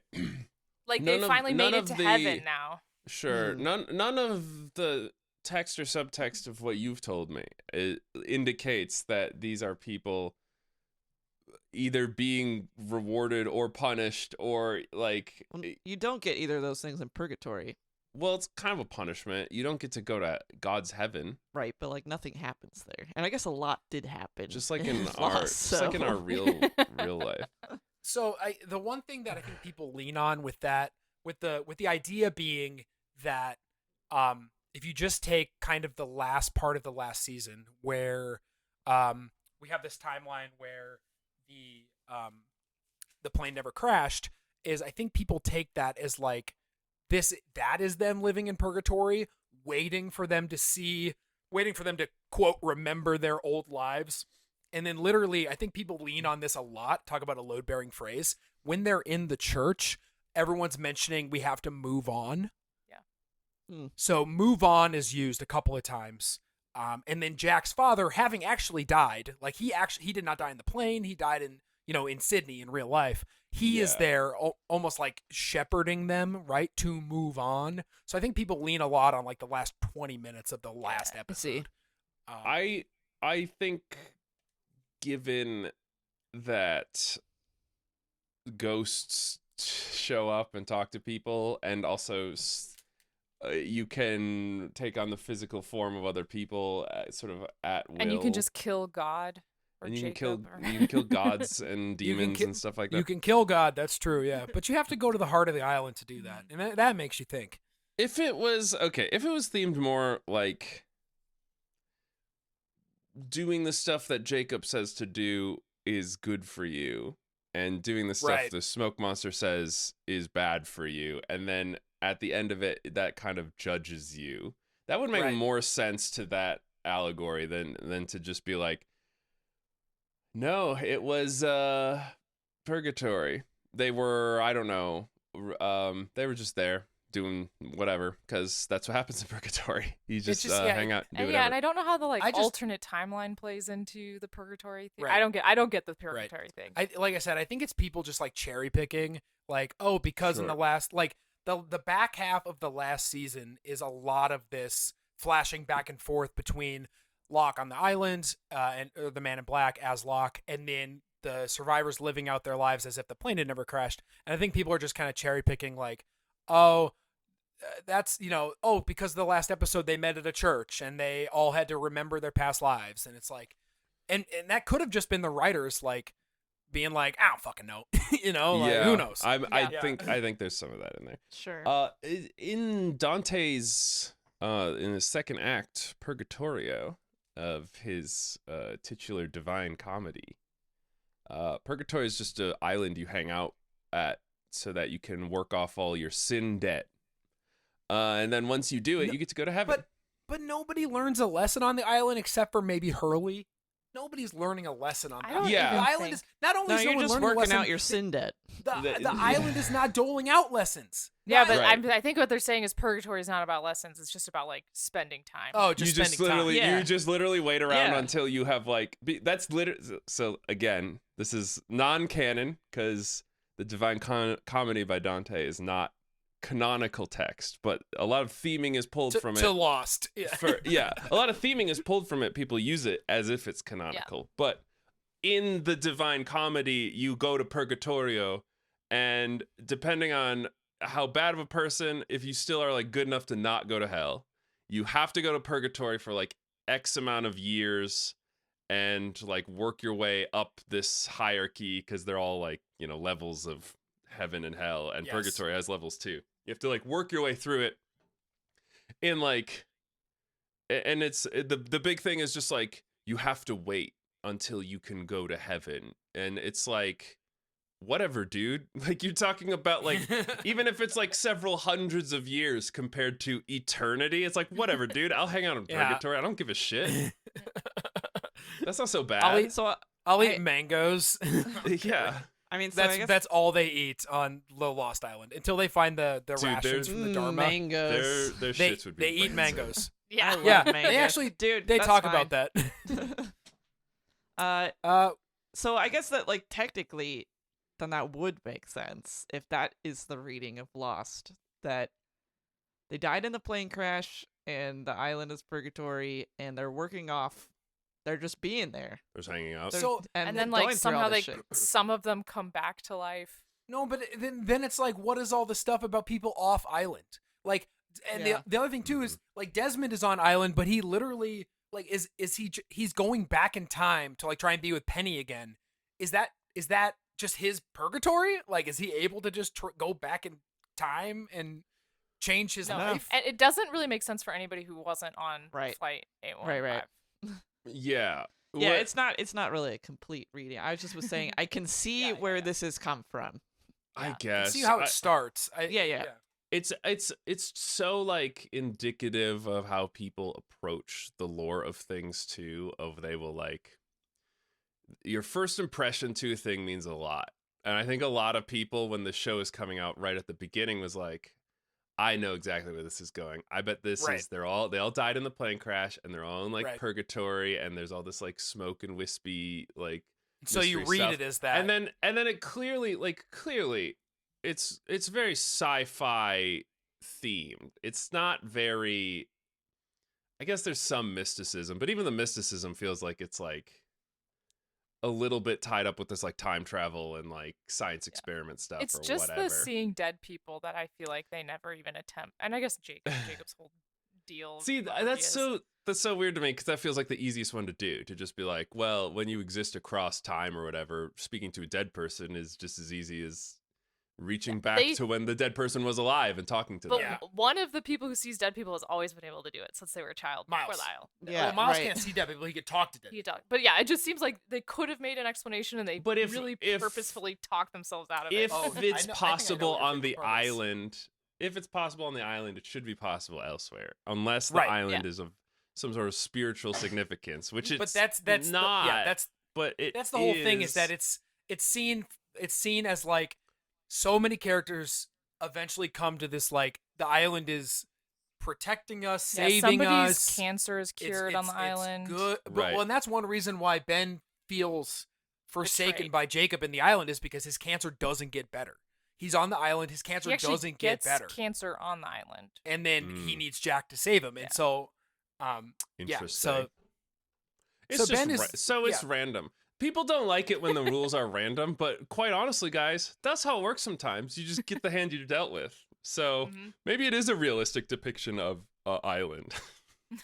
Sammy mentioned earlier that she wanted to just say quickly her favorite part that I didn't talk about. And I think I know what yours is. Does it involve Miles? No, Does it involve talking to dead people? no. Okay, then I have one that's not yours. Sammy, what's your favorite, real quick, what's your favorite part of Lost in 60 seconds or less?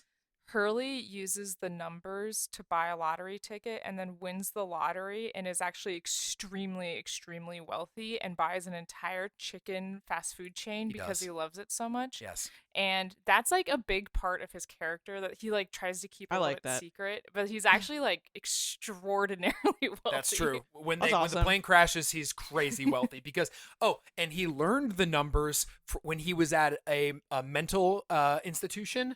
Mental health institution. Psych He ward. learned the numbers from another guy at that institution who had some kind of, mental health illness where he was just repeating the numbers over and over again. But I just I- like that. And then he was especially like, when- "I'll take those and use them for my lottery numbers." Yeah. Okay. Thank God it's exactly the same number of numbers needed for the Powerball.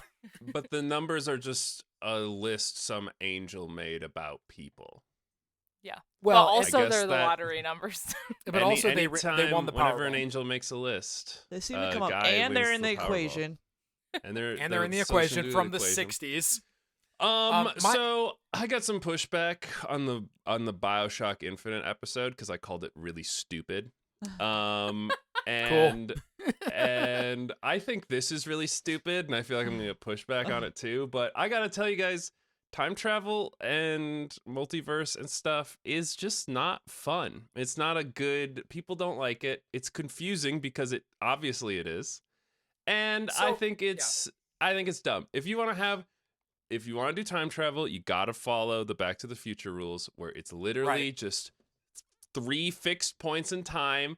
And when you go there, it's all different from the last time you went there because something changed it. And then you have to go back in time to change it again. And then you can go back to those points. But you can't just be like, and now there's 2 of us. And I guess they did that in Back to the Future. Fuck. Okay. Well, I guess it's all bad. I will say this, that Lost was critically so acclaimed when it came out, even up through the last season. So, like, Yeah, it was sure. beloved critically and by fans up through the last season. So it's not like it just fell out. It's not like Stranger Things where like half the world stopped watching it. I Yeah. think, right? I don't think half the world stopped it was a- watching Stranger Things. Well, yeah, but also it was a different time. You have to remember it was the time of drama TV. Everyone was tuning in Yes. to figure out what Right. happens next. We don't just get Yes. filled our slop troughs filled, and we're just like consuming constantly. You had some like actual suspense. Like, how is this gonna end? What's gonna happen? Right. Why is Hurley fat still on the island?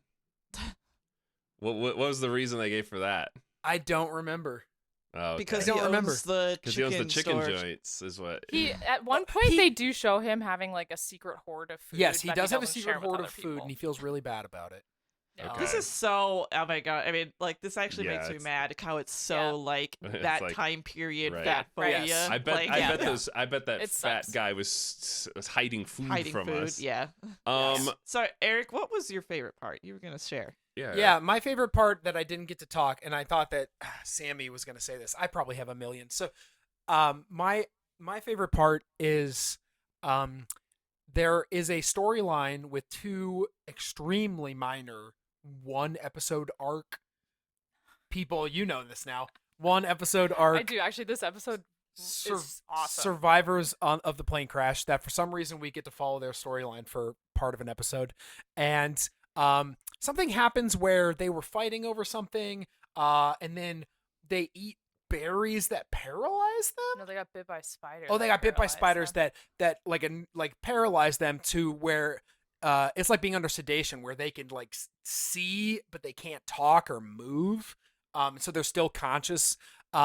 They are assumed dead and buried Oh. alive, and that's just the end of the episode. They're And just I was like, oh, they're gonna come back. No. no, and They just got buried the alive. shitty thing is that Miles, who comes on the island with Daniel Faraday, who's a fairly interesting character. Miles is the guy that if you give him an item or a totem of someone, or if he's just like near the dead if he's body. just near the body in some way, he can speak to the dead, or he can hear the dead. Yeah. He can hear their like last thoughts or something like that.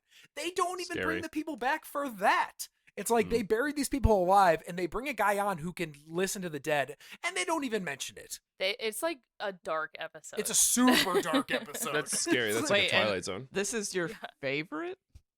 Yeah, I It love was that. really interesting. It's a really okay. My other favorite part is they find an old VW van that has a bunch Fun. of beers in it Oh, on the nice. island. The VW vans were used by the Dharma Initiative to go between the stations and stuff. And so Uh-oh. they first off, they use that van a lot, and they drive it through the goddamn jungle. It makes no sense. You That's cannot drive a VW van through a jungle. But they wanted you us to can. know it was the 70s. So they find a Right. bunch of beers on it, and they also find a skeleton who has a name patch on that says Workman, and he has a Dharma badge. They later find out that that's Ben Linus's father, I think, Yeah. and his name was not Workman. That was his job. He was a workman. Right.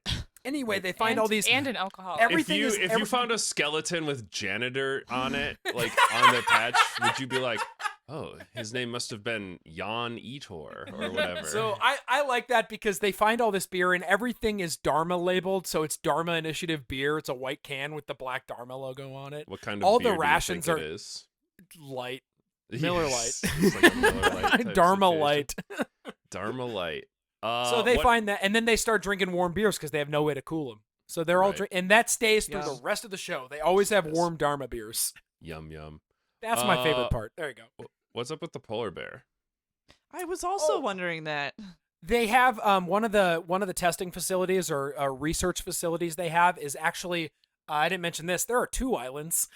The second island is a tiny What? little off. Yeah, the second island is a little off island that they take a boat back and forth from, and that's where they have a research facility that looks into animals. And so I think they Oh. bring a polar bear to that island Yeah. to Isn't see that how it really lives on the not island. now. interesting? Like, why would they bring a polar bear to the island to research it? And It then definitely it feels like a escaped, throwaway explanation. and that's why it's just hanging out on the island. This is just Yeah, like it's that just- it's episode just of like the episode of Goosebumps where Goosebumps. they I was thinking bring that. the deer to the swamp to see how they survive in a swamp. yeah. Yeah, there you go. It's for science. And actually, Kate and Sawyer, when they're kidnapped by the others, they get put in the bear cages. And there's a really funny scene where Sawyer has to. The bear cages have like a little game that the bears can play to get a treat. You know, it's like they step on a pedal and then they pull a lever, or they like swat at a lever with their paw.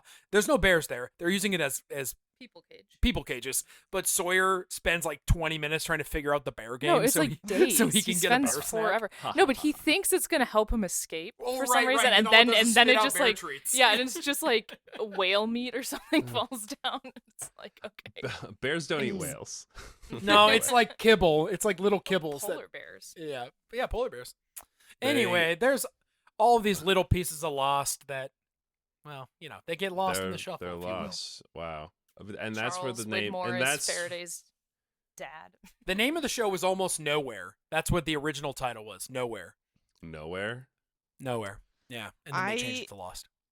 It's Do you probably guys 'cause miss Kurt's that probably era dog. where they were like everything needs to be titled a single word? Yeah, my Kind family got of. big. My family got big into Heroes for a while. Yeah. Remember that? Yeah. You know, I've not seen it. in retrospect, Smallville. that was a microcosm of many of the things to come. Of the like, Firefly. what if heroes were real, but like Dollhouse. Like sometimes, dark. but it's not the way you think about it when you read comic books. Even though comic books are often very dark as well. So Another favorite thing about Lost that I have is that ABC really didn't want it to be a serial story. They didn't want it to be this long, continuous thing. And so Abrams and Lindelof lied to them and said it's not going to be a serial. They literally said, like, they lied to ABC and said, like, you're not going to have to watch the previous episode to understand the current episode. Actually, Okay. that's still kind of true. And like, that's you still just don't kind of true understand because what happens you most won't of understand it anyway. It You won't don't get improve, anything, Sure, so, it's I mean, almost previously on episodic. Lost. Yeah, it's almost Sammy and I episodic would in watch how lost it. you are. Sammy and I would watch it, and they would go previously on Lost, and they'd be like, "When the fuck did this happen?" It would be something like 3 seasons earlier. Yeah, they They're like, literally we're bring bringing shit it back. from like To 4 remember seasons prior. this? That's Yeah, a hey. really funny bit if they just like filmed new things for the previous. Yeah, previously on Lost, and it's- these were things that were happening. You didn't see it that was off screen, but this I happened actu- before. Which is what a flashback is. Fuck! Wow, that is bad writing. I actually like enjoy Lost in a lot of ways. It just the last 2 seasons, because they had to pump out 20+ episodes, they just drag the fuck on, and Sure. there's so much fat. There's so much fat to trim, but I actually do like Lost generally as a show. I think that people should, if they're interested, watch the first 2 seasons and see how they feel. But I don't. A mere You can just stop a mere after the 40 fifth season. hours of investment. Just give it a shot. Well, we'll also promise to not make this a long serialized series because we're at the end of this episode of The Lore You Know. Thank you guys for listening as we talked thanks, about guys. our favorite religious commentaries. Is this gonna go on the list of religious allegories? I don't know. Too That's bad for the Fran isn't fans here. to decide. Yeah, No. yeah. Let's D- let the divisive listeners to the just end. Comment below. Let the listeners decide. Comment below. Either say praise Jesus or smoke man for life. Yep. And Hashtag that will smoke determine if you get Say into hashtag smoke up. and that'll determine if you get into heaven or hell. Speaking of heaven, thanks to Galestorm Kitchen. They're an angel for doing the artwork for the channel. And we also want to thank Apagio for doing the songs, the intro and outro song. Which one of them is good, which is evil? Who can say? All we know is that we'll just do whatever either of them says. And that's the lesson of today. Yeah. If a mysterious figure tells you to do something, just do it. I don't care. Doesn't matter. Definitely take yes. whatever random numbers you hear someone saying, Those are rambling, spiritual and turn numbers. them into lottery numbers. I wonder if people did do that. I'm sure people did that when Lost was airing. They somehow used those numbers. I know they were very popular as a tattoo. That would have been insane if that had if someone won the lottery with those. What would be the odds? That's a problem. I would genuinely think it would be that's a a problem for you, the crazy listener. marketing stunt. Yeah. Yes. Yeah. Also crazily illegal. I mean, it would be fake. It would ultimately be fake, but no, CJ, that's called the futures market. Yeah, of course. Well, that's a little time travel pun. Sorry. Until the next future timeline where we do this, I've been CJ. I've been Liz. I've been Sammy. I've been Eric. And don't crash a plane on accident or on purpose.